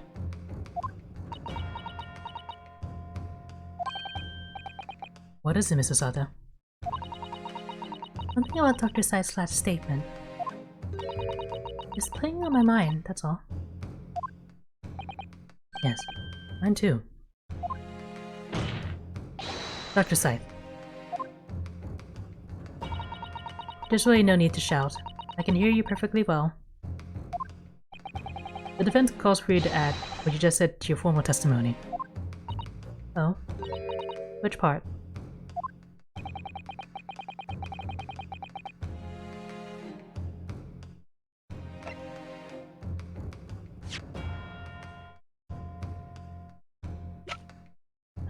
I see.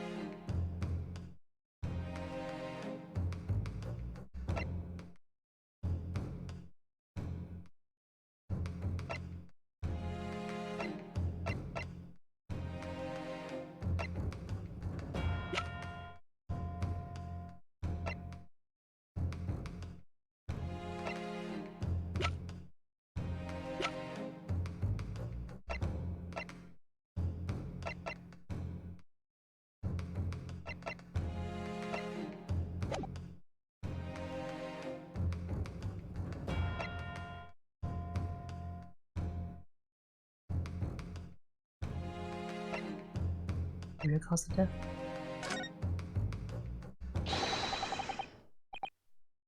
The real cause of death being the fall of 30 feet, that part. Fine, if that's what you want. Just stop yelling, please. The prosecution concurs. It's a big courtroom, I'm sorry. Very well. You supplement your testimony now, witness. If you wish, my lord.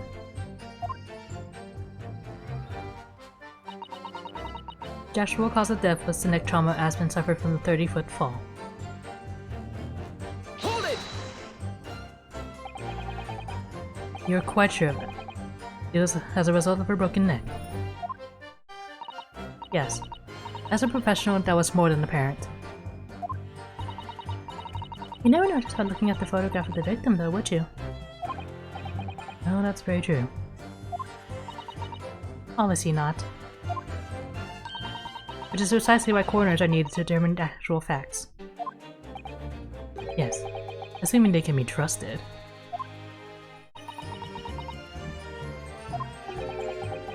There's no point calling her assessment into question without evidence. Let's get back to the testimony. Very well.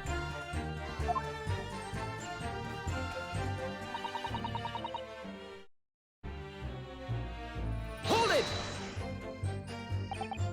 The entire team, in perverting the course of justice,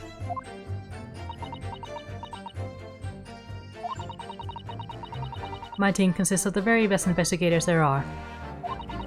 I demand loyalty from all members. We operate on a code of chivalry of sorts. You aid and abet a murderer, commit perjury, and dare to talk of chivalry? It was a matter of priorities. What? Nothing was more important than protecting the secret of the professor. My team did what was necessary without losing sight of the primary goal. I consider their conduct exemplary. I can see the point, Mr. Naruhodo. You mustn't let her win. I'm a lawyer. I'll take that sign as tacit acceptance. Now, can we move on?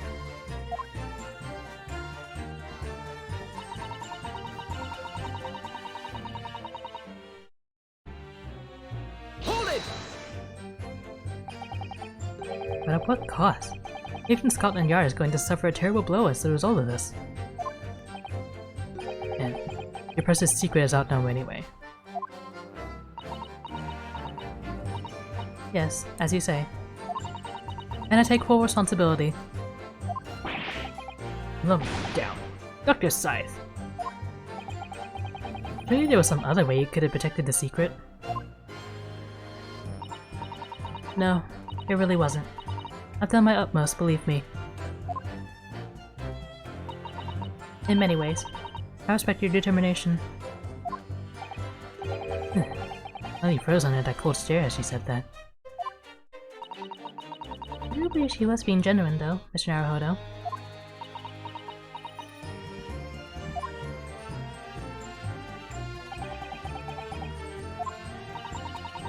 She admitted to everything and revealed her full involvement in the crime. I do wonder if there could really be much more to it. Well, I don't know, but I just have a feeling. Do you, Mr. Naruhodo? The truth is, I find it strange too. Those two are reacting to this in completely opposite ways, I mean. Yes, exactly.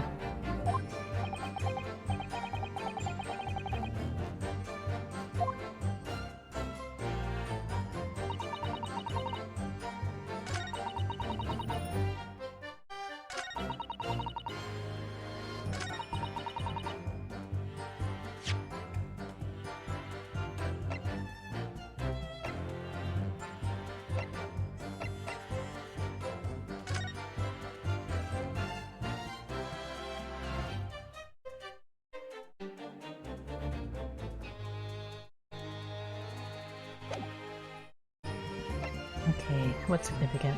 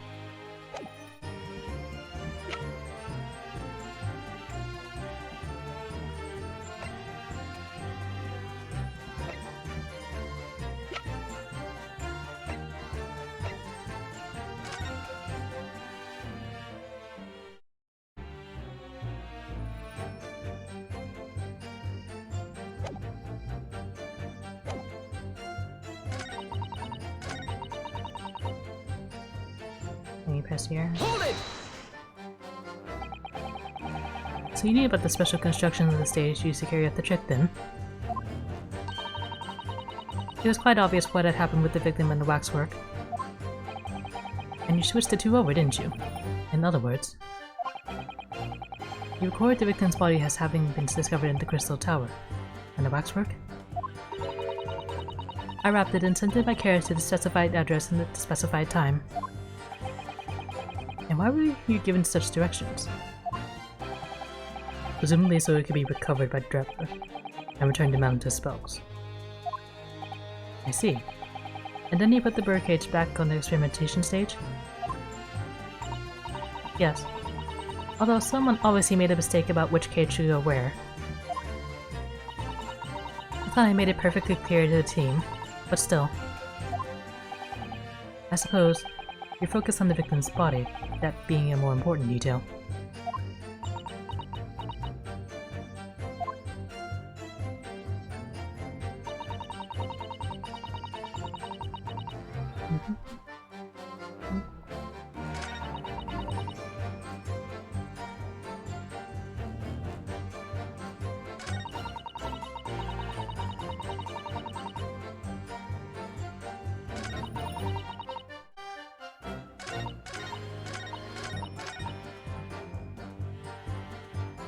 Hold it! From what you described before, it sounded like the note was anonymous. Did you have any idea of who was behind it? There are very few people who know about what really happened 10 years ago to start with. But anyway, I never heard of this engineer. So no, I had no idea. Yet despite not knowing who was behind the plan, you went along with it. I had no choice. Protecting the professor's secret was my only concern. But the horse has bolted now, and the stable door will never shut again. Scotland Yard's reputation will be immeasurably damaged as a result of all this. Yes, thank you, Lord Van Zieks. I'm well aware of that. So as I understood it, what you found in the birdcage was the waxwork model. Where then was the victim's body?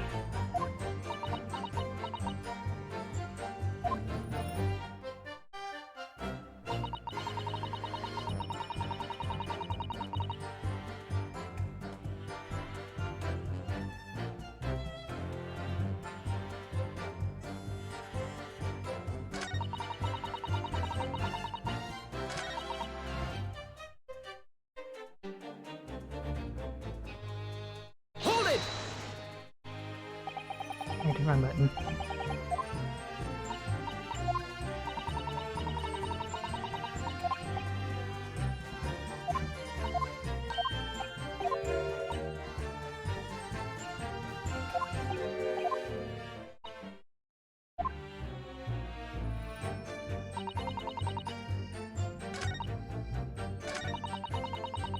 Okay, calm down.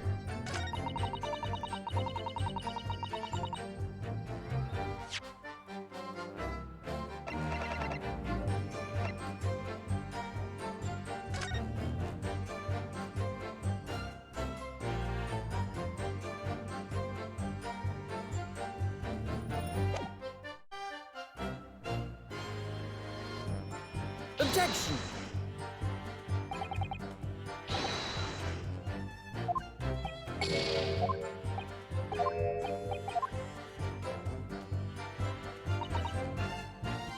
Maybe it was the other one. Hold it!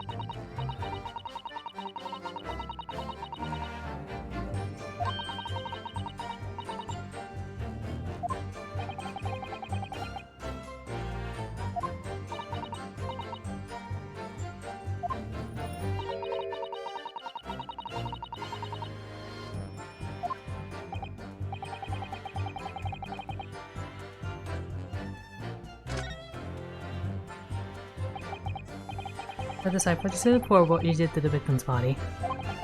You think may be significant, so could you change your supplementary statement to explain that instead? Very well.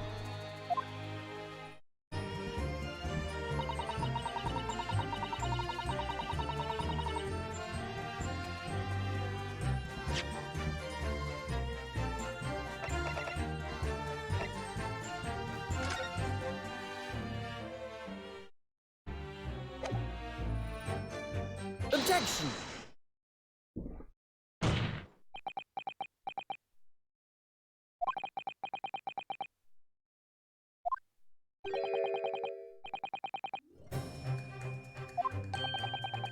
What was the matter, Council? Have you lost your tongue? I apologize, my lord. Dr. Scythe, in that last statement of yours, there's just one point that seems to defy explanation. Out with it, my learned friend. There's an obvious inconsistency between your description and this photograph.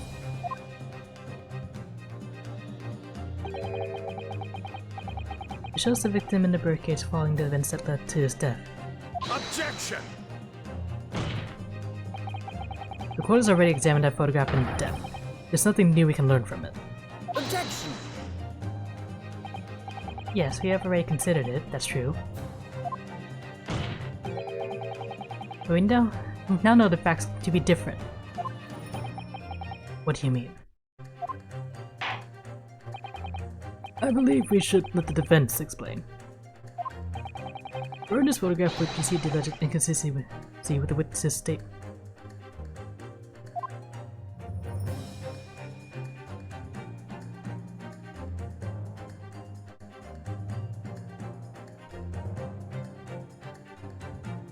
Take that! Look closely at the blood stain on the victim's chest. It clearly extends in a downwards direction towards the man's feet. And why is that significant, Counsel? If the victim was stabbed moments before the kinesis machine was set in motion, that's entirely expected. Ah, of course, no, that's not what happened. Exactly, my lord. Dr. Scythe made it very clear in her testimony just now that the point at which she stole Professor Hairbrain's screwdriver and stabbed the victim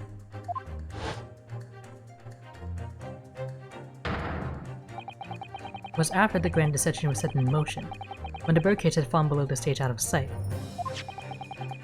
From the shape of it, it's clear that the birdcage would have fallen on its side after a 30-foot drop. And if the victim had really been stabbed whilst inside the birdcage in that position, the blood from the wound would have spread out equally in all directions. For it to have formed the longitudinal appearance we see in the picture is inconceivable.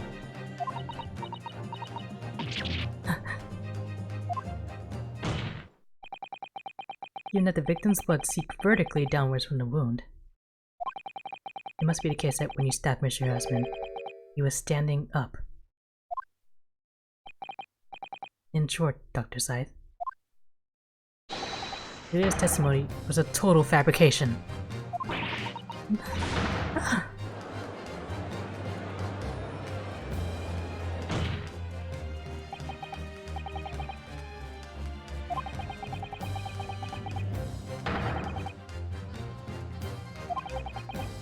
You've all been under great misapprehension here. What? What sort of misapprehension? Dr. Scythe.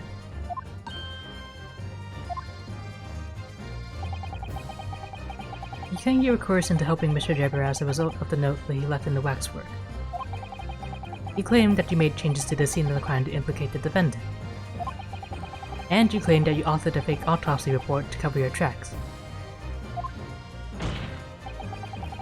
But one of those claims is an out-and-out lie. Because the question of what the bloodstain really tells us has only one possible answer. If that is the case, what is it then? Pencil, you clearly struck upon a revelation. Now tell the court what it is. Which part of Dr. Sai's story shouldn't be alive by the contradiction in her testimony?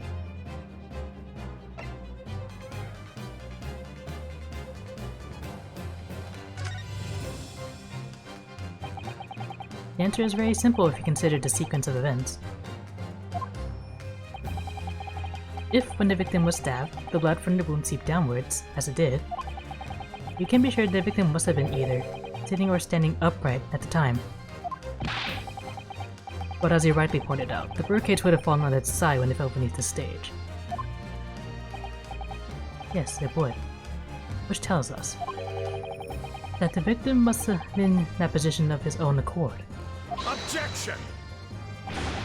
That's impossible. The man was dead, remember? No. That is the misapprehension.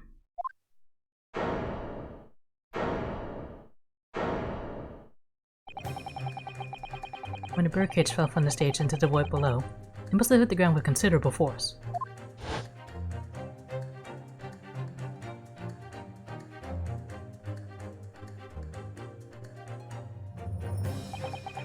But Mr. Aspen didn't die in the fall.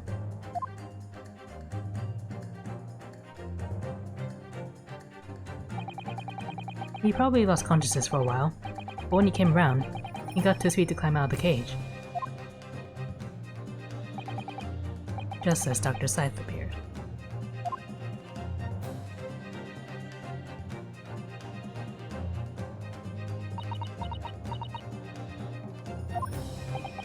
If the victim was in fact alive at that point in time, it changes everything.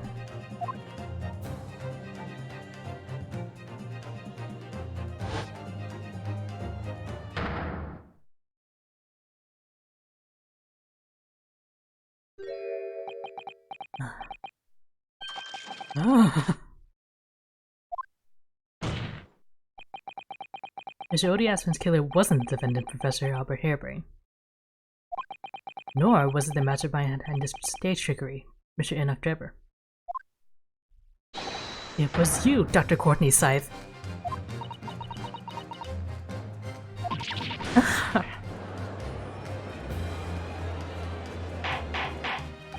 Order! Order! Order! Can this possibly be true? Have you been taking me for a fool? It was you, was it? You killed him?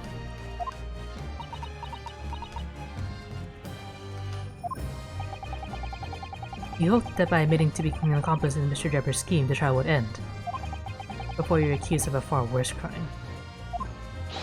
Cold-blooded murder. Oh, do shut up! You're so desperate now, you're making all this up. As if I would do something like that. Objection! I assure you the defense is not desperate, Doctor. Mr. Naruhodo has established the facts using evidence and logic alone. Huh, logic? Don't make me laugh. Sadly, your logic has a gaping hole in it. What? What do you mean? I thought it was obvious. A motive, boy. You're lacking a motive. What possible reason would I have to kill Mr. Asman? Asman was involved in any number of criminal activities, from coercion to theft to murder. But there is no known connection to Dr. Scythe.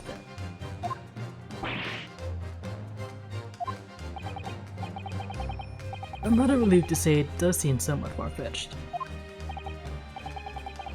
True, there's no obvious motive.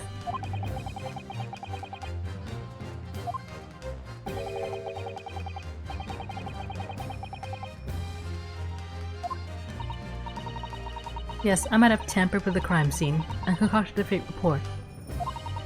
But murdering someone for no reason is a very different story. Objection!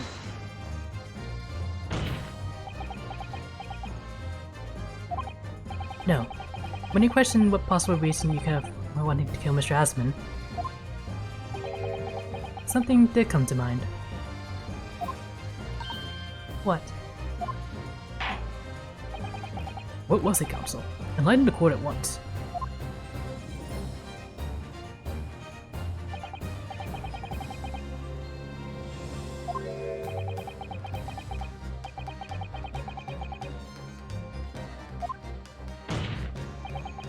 There's a particular object that distinct why Dr. Scythe would have wanted to kill Mr. Aspen.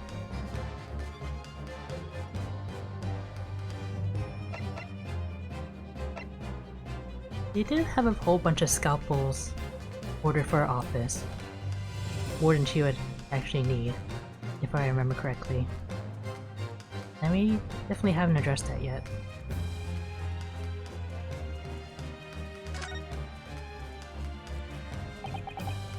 It's a scalpel. Or rather, scalpels. Did you say scalpels? It would appear that word has struck a chord, Doctor. You. Come on, out with it. It was yesterday, when you visited your laboratory. Look at this big thick book here. It appears to be an accounting ledger. It's a record of the forensic investigation team's spending, I think. Oh? What is it? It's clear that the team purchases various equipment and supplies on a monthly basis, but... well, one understanding it seems rather strange. Really? In what way? They're buying 500 scalpels every month.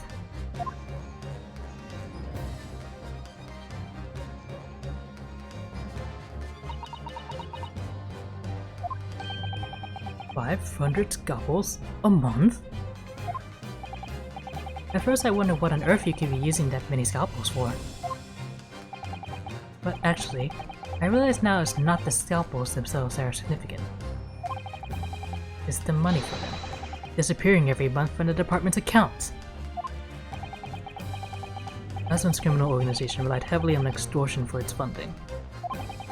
Tracing the money from the forensic investigation team's account to find out where it was going would be extremely straightforward.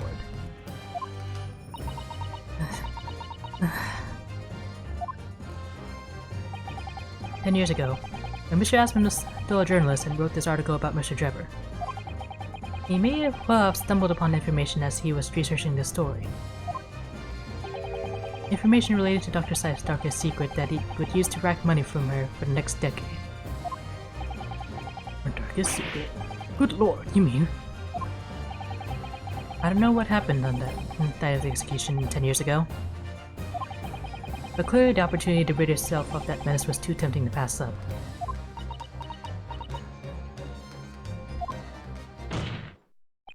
So in the end, you weren't coerced at all, were you? You did it entirely of your own free will. You stabbed Mr. Aspen in the heart with all your might. To silence the blackmail who knew your darkest secret forever.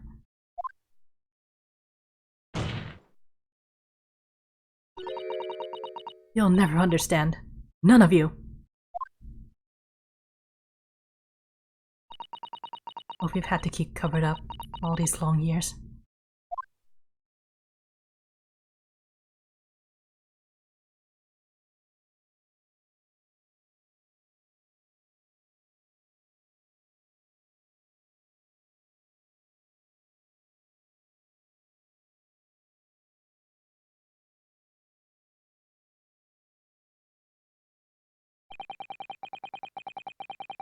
As very little of the machine remains after it was ripped apart by the bomb. The truth of this case can never be properly established unless you speak out. And even decide not to. It's very possible that Courtney Scythe will escape punishment for her crimes. Please, sir, own up to what you've done, and tell the court the truth about what happened.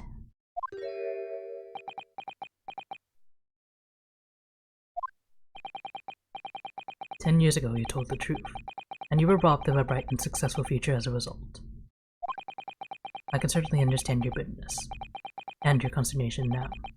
However,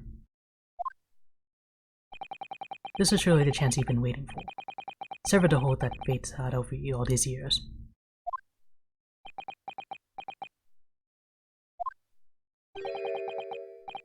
Super high voltage instantaneous kinesis? I mean, really?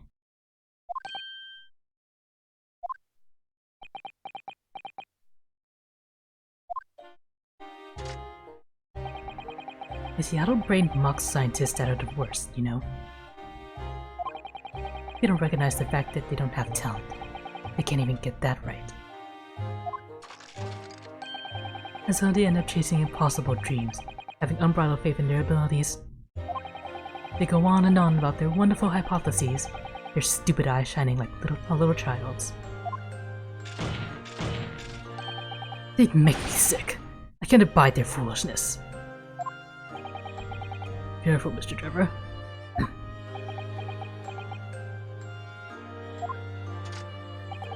I was particularly pleased with the kinesis machine. It made for quite a show, didn't it?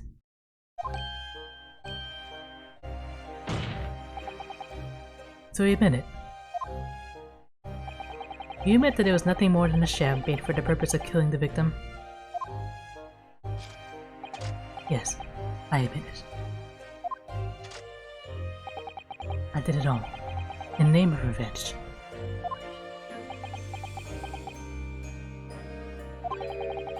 Revenge for the future that Mr. Asman's article had deprived you of 10 years earlier. But the revenge you sought didn't stop at Asman, did it? Which is where that very particular waxwork comes in. Yes, I see.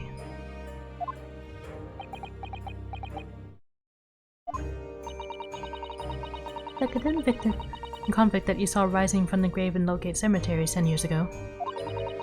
If your account of those events was all true,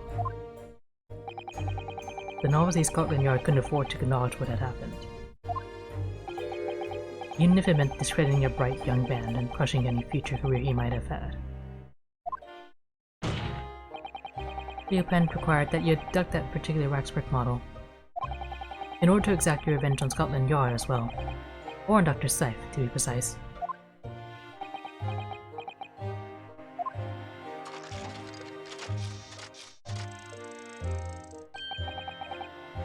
It was a year ago.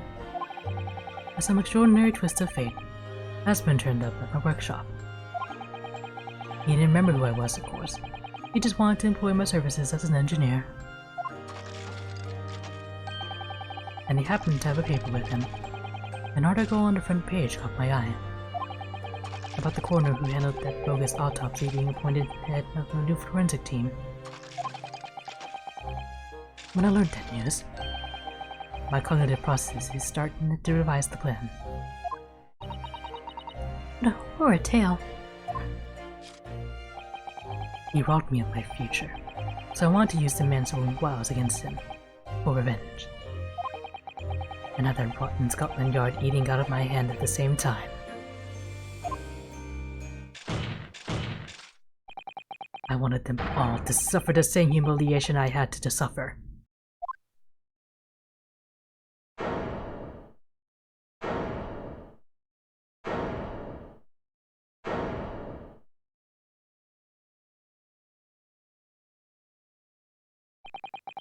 Your actions against those who ruined your future were justified as revenge, at least to yourself.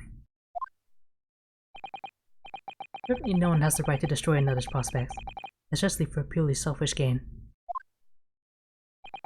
And yet,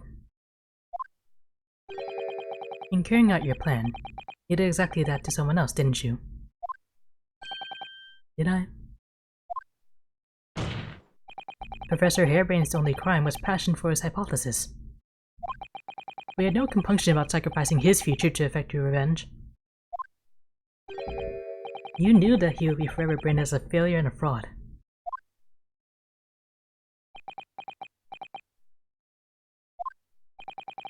Perhaps life treated you unfairly 10 years ago, and others' misconduct left your life in tatters. But remember this. Your own actions resulted in exactly the same thing for another perfectly innocent young man.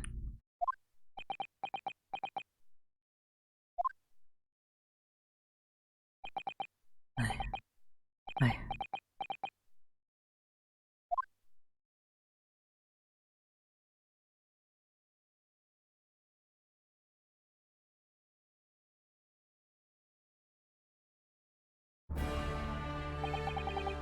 Lord Vinsix, what of Dr. Scythe? An immediate warrant for her arrest has been granted, and she's been ended in custody, my lord. I presume she will face trial in the coming days. along with Mr. Trevor. A most regrettable situation indeed. He's made great contributions to a profession over the years. It really is a hard truth to swallow. However, that is a topic for some future occasion. For now, Professor Harebrained.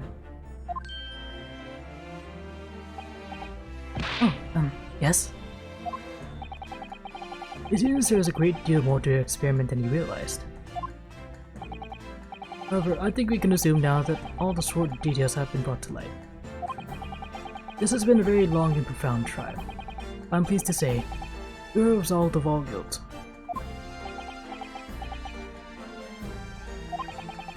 This whole experience has taught me a very great but painful lesson. This dedicated scientist, this devotee of natural philosophy. I've been selfish and self-centered, and above all, a fool. Professor.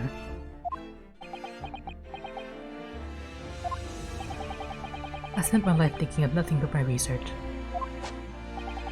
Misguidedly believing that I could do whatever I set my mind to, despite my lack of talent. And the worst of it is, in the process, I've caused others pain and misery. Others who are far greater people than I. No, Professor. That's not true. What? Don't tar yourself with the same brush as Durer. What happened was his doing, and his alone. His outcome is his fate, not yours. You're not to blame in any way. Well, antiques. And a diversion with which he referred to you earlier, calling you a fool, talentless even.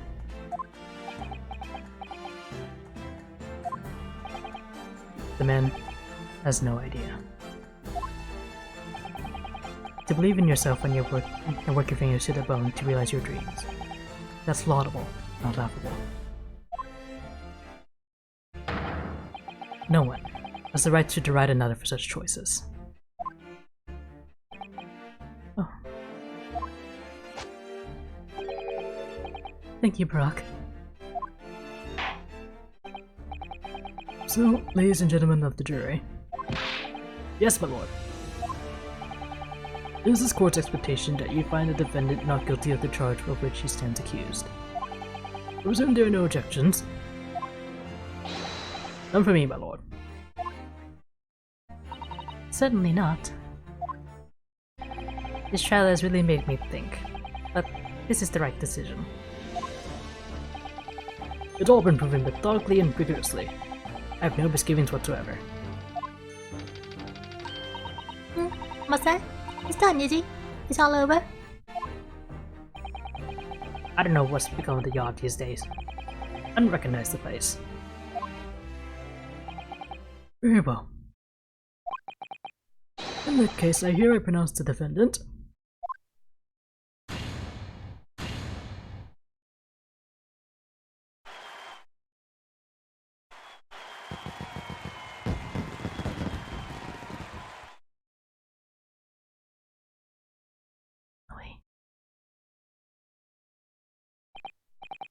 What is adjourned?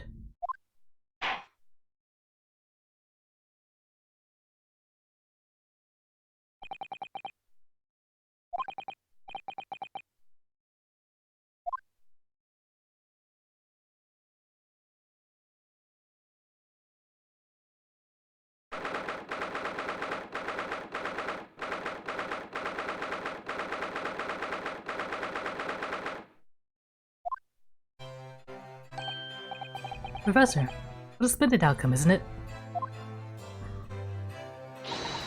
What is it is? Congratulations, Professor Harebrained.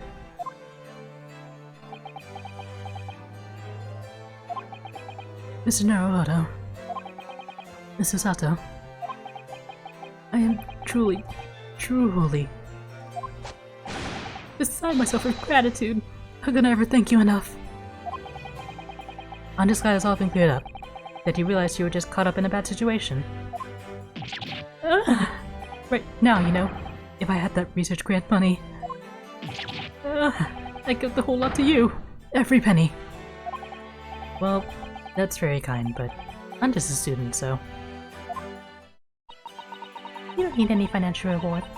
Your quibble is more than enough. Oh dear. Oh, what can I do? Huh. How about this? As a memento. The paper about my hypothesis is inside. Well, this is a memento, then. Thank you.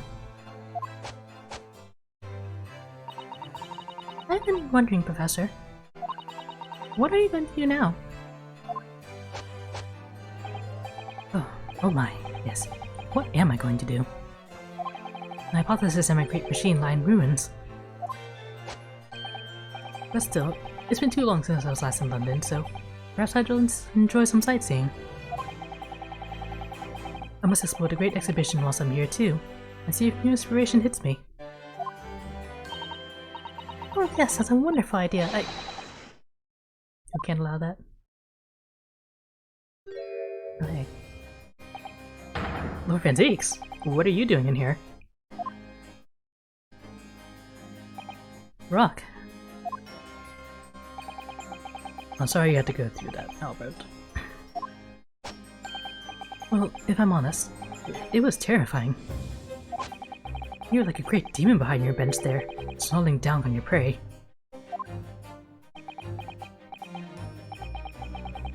You are the few true friends I have. I couldn't leave it to anybody else to handle the prosecution or the defense. Sorry?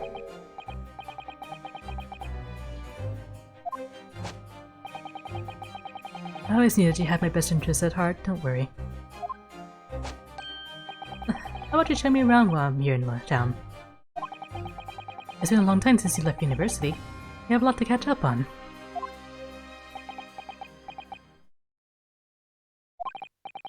Listen, Albert. In a few days, your acquittal will be made official. When that happens, you must head straight to Dover. I'll accompany you. What? From there, across the channel and make your way back to Germany. I've already purchased a ticket. But no! Hold on a minute, Barack! What about the Great Exhibition? This is the chance of a lifetime for me. I want to look around. No sightseeing, Albert. Give up on the idea. Sometimes it's hard to see any warmth in those eyes, Barack. Lord Van Deeks? What's all this about? Unnecessary precaution. Yes, I think I understand. You do? Well, Iris told me that when you met Lord Van Deeks at his office some days ago, he asked how Mr. Natsume was doing. Yes, that's right. I remember being surprised at the time, and thinking it was nice of him to ask. The point is, Mr. Natsume is still alive and well. Even though it's been more than 6 months now since you stood trial with the Reaper as a prosecutor. You mean... the Reaper's influence doesn't stretch overseas? Those in the Reaper's sights beat their ends days or sometimes months after their acquittal. That's been the pattern up to now. But of course, we know that both Mr. Natsume and Gina were completely innocent. True. And perhaps that governs the Reaper's actions. The truly innocent are spared. But I don't want to take any chances with a close personal friend. Aww. Barack! Like the mustache Lebanese, this man should leave the country without delay. That's why. I'm packing him off to Germany at once. Right. Does your friend's shaped package get any say in it? Miss, what is your intention all along then, Lord Van Zeeks?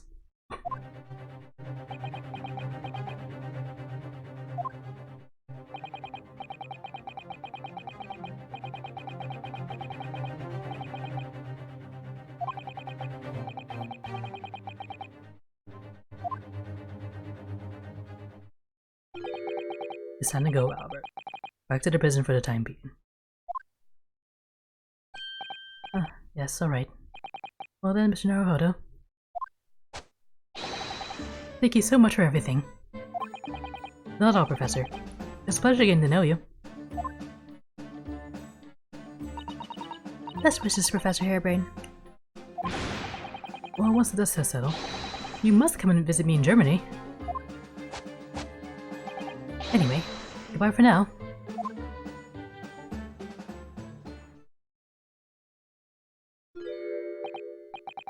Now, my Japanese friend. Oh, yes? We have matters to discuss. Can you spare me some time? You want to talk with me? I'll be waiting in the courtroom in 10 minutes.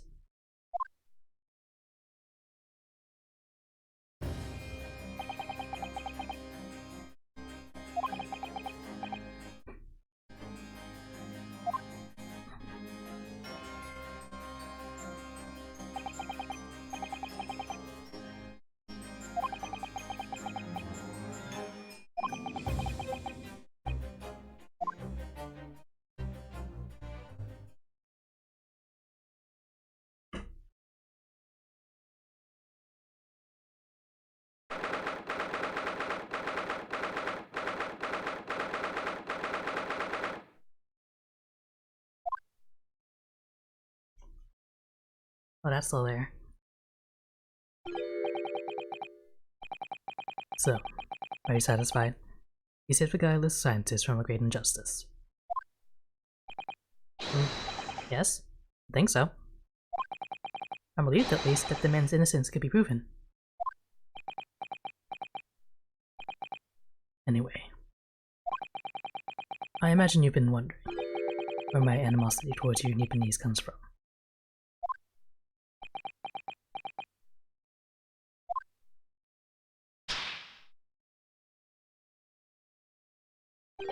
Well, at first I thought you just didn't like me.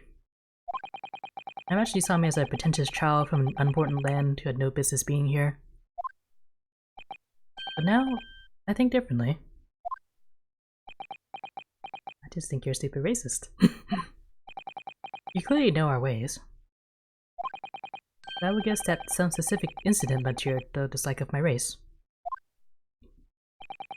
Will you tell me what happened, please?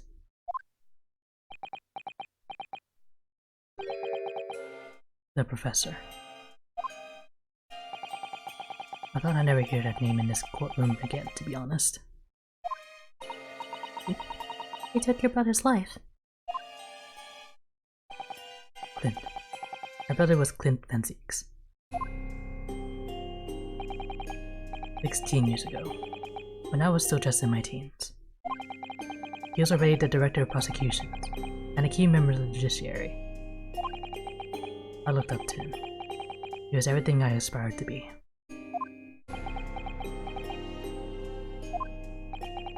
He was involved in the establishment of justice systems in foreign countries as well. There were exchange programs between Britain and other nations then too, to share knowledge and ideas. As part of one of those programs, 3 judicial students came to Britain from your homeland, the Empire of Japan. Oh. If it was 16 years ago, then one of them could have been my father. Of course. I remember Dr. Mikotobo well. I had no idea. I was a minor at the time, training at the prosecutor's office. One day, Clint introduced me to the 3 visiting Nipponese. So, you've actually met my father? He and his colleagues were polite and amicable. They were adept at their work and exacting in their standards. It was my first encounter with the Nipponese spirit, and it made a very great impression upon me. But 6 years later, that's when it happened. The investigation was going nowhere. There were no suspects even, just an ever-growing list of victims. And in the end, my brother became one of them. The last, in fact, before the case was finally resolved. I'm so sorry, Lord Van Zieks. Truly. Cliff was always ready to put his life on the line for justice anyway. So he wouldn't have wanted it any other way. He lost his life to the killer, but it was his victory in the end. For me personally, though, it was a great loss. I found myself in a very dark place indeed.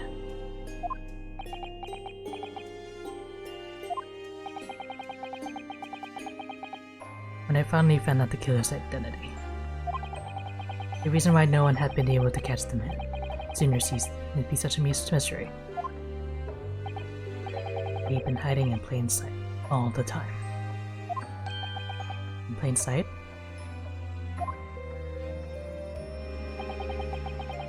Are you aware of political events 10 years ago? There's a period of extremely sensitive diplomacy between the British and Japanese empires. A new treaty was being forged, I think. Correct. The Anglo-Japanese Treaty of Friendship and Navigation was being concluded. The leaders of both countries were deep in extensive political discussions. Which is why this particular killer's appearance in court was only conducted as a closed trial. If the British public had known the identity of the killer, not only would the treaty have been in jeopardy, but our two nations could very well have ended up at war. What? A war? Between Britain and Japan? But that would mean... Oh my. You mean to say the professor was...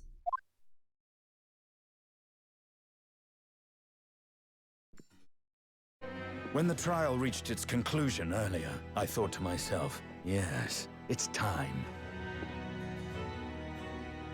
Time for you to come face to face with this hideous monster. I'll hear ya. I borrowed the key for the mask from the proprietress of the Waxwork Museum. So see for yourselves now. Confirm it with your own eyes. The truth that's been hidden this past decade.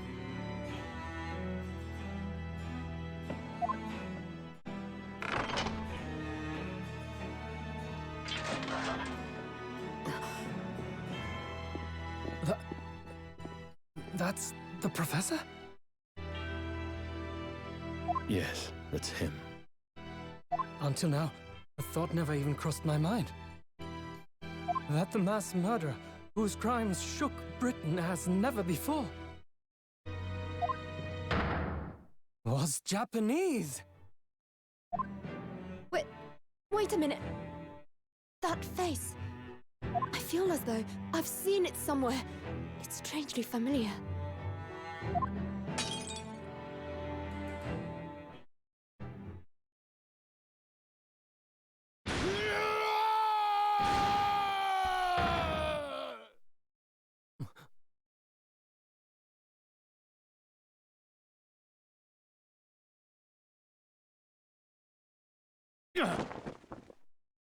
Snap. Father? What? Father?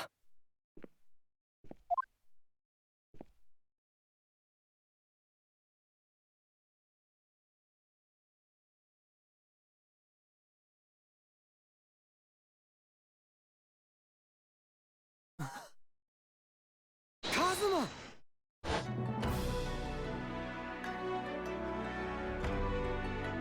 My best friend, Kazuma Asogi. After a whole year, finally his memories returned.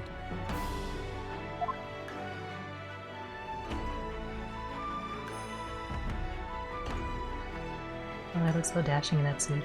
As he stood there before me.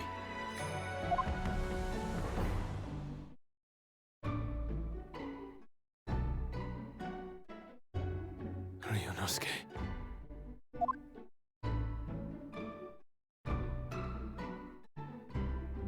Hello again.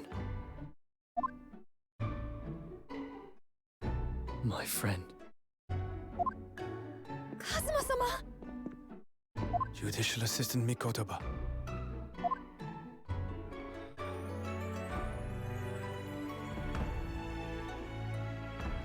It's been a very long road. Thank you. Thank you for guiding my friend here when I could not. It was an honor.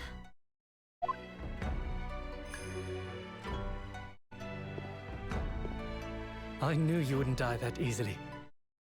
Kazuma. I owe you thanks, too, for taking good care of that in my absence. Oh.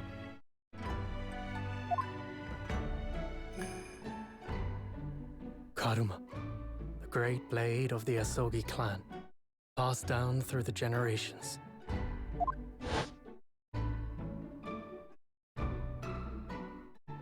When we left Japan, this sword was at my friend's side. A Japanese man's katana is his soul. He couldn't be parted from it. But then, when the incident happened, it was Susato-san's wish that I inherit the sword, and I've kept it with me ever since, along with my memories of the friendship we shared.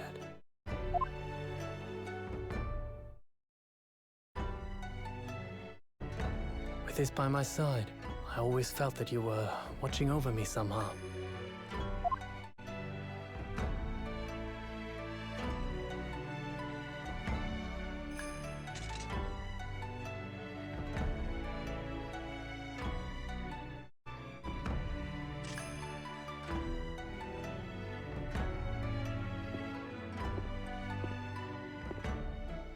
I've made it. At last. Father. Are you saying... Surely not. You mean, you knew all this time? I'm looking at it, but I still can't believe it. This mass murderer is Kazuma's father.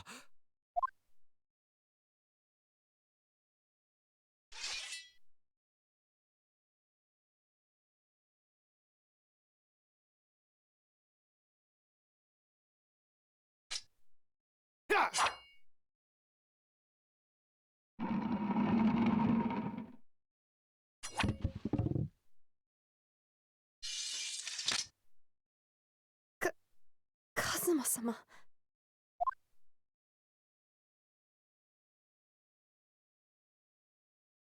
Ryunosuke, we have much to talk about, but now is not the time.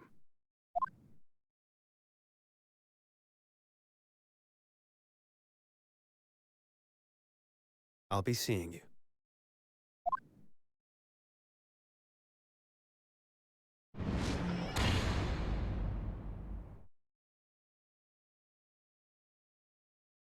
That's all Kazuma said. Before he turned and left us there, in the courtroom.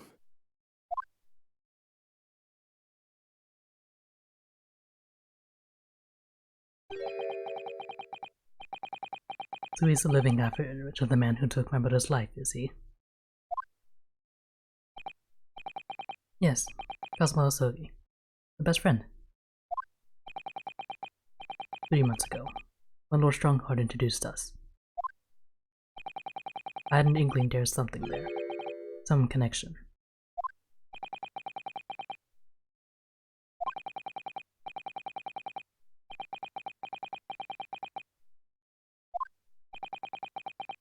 The man was apprehended, even executed.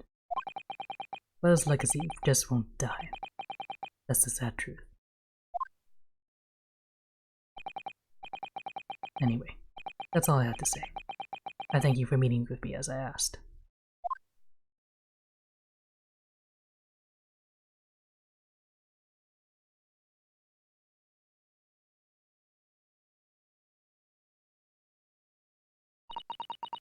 "10 years ago, my grandmother took me to the railway station.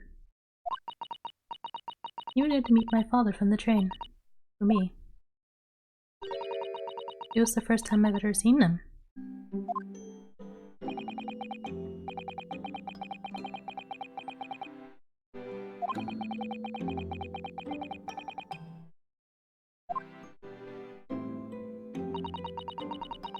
took time to adjust to having father around, but just when I was starting to get used to it, he called me into his study one day. He told me that a great friend of his had passed away in London, and that the friend had left behind a son. A boy, 7 years my senior. Father told me the boy had made a promise to his late father, as he was studying to become a defense lawyer.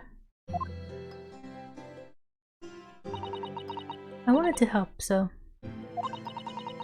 I studied to become a qualified judicial assistant. As I'm sure you worked out, that young man's name was Kazuma Asogi. So you see, that's how he and I met.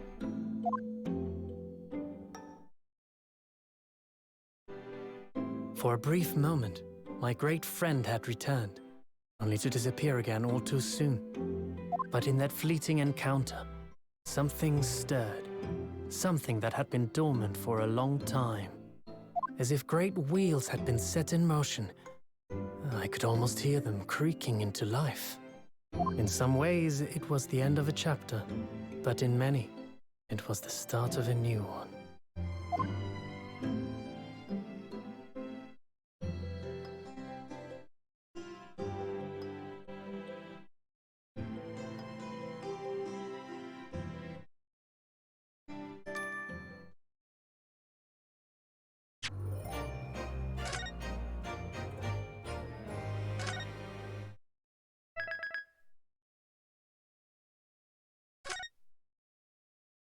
And with that, that's finally the end of this case. Like we can finally move on next time. Catch you then.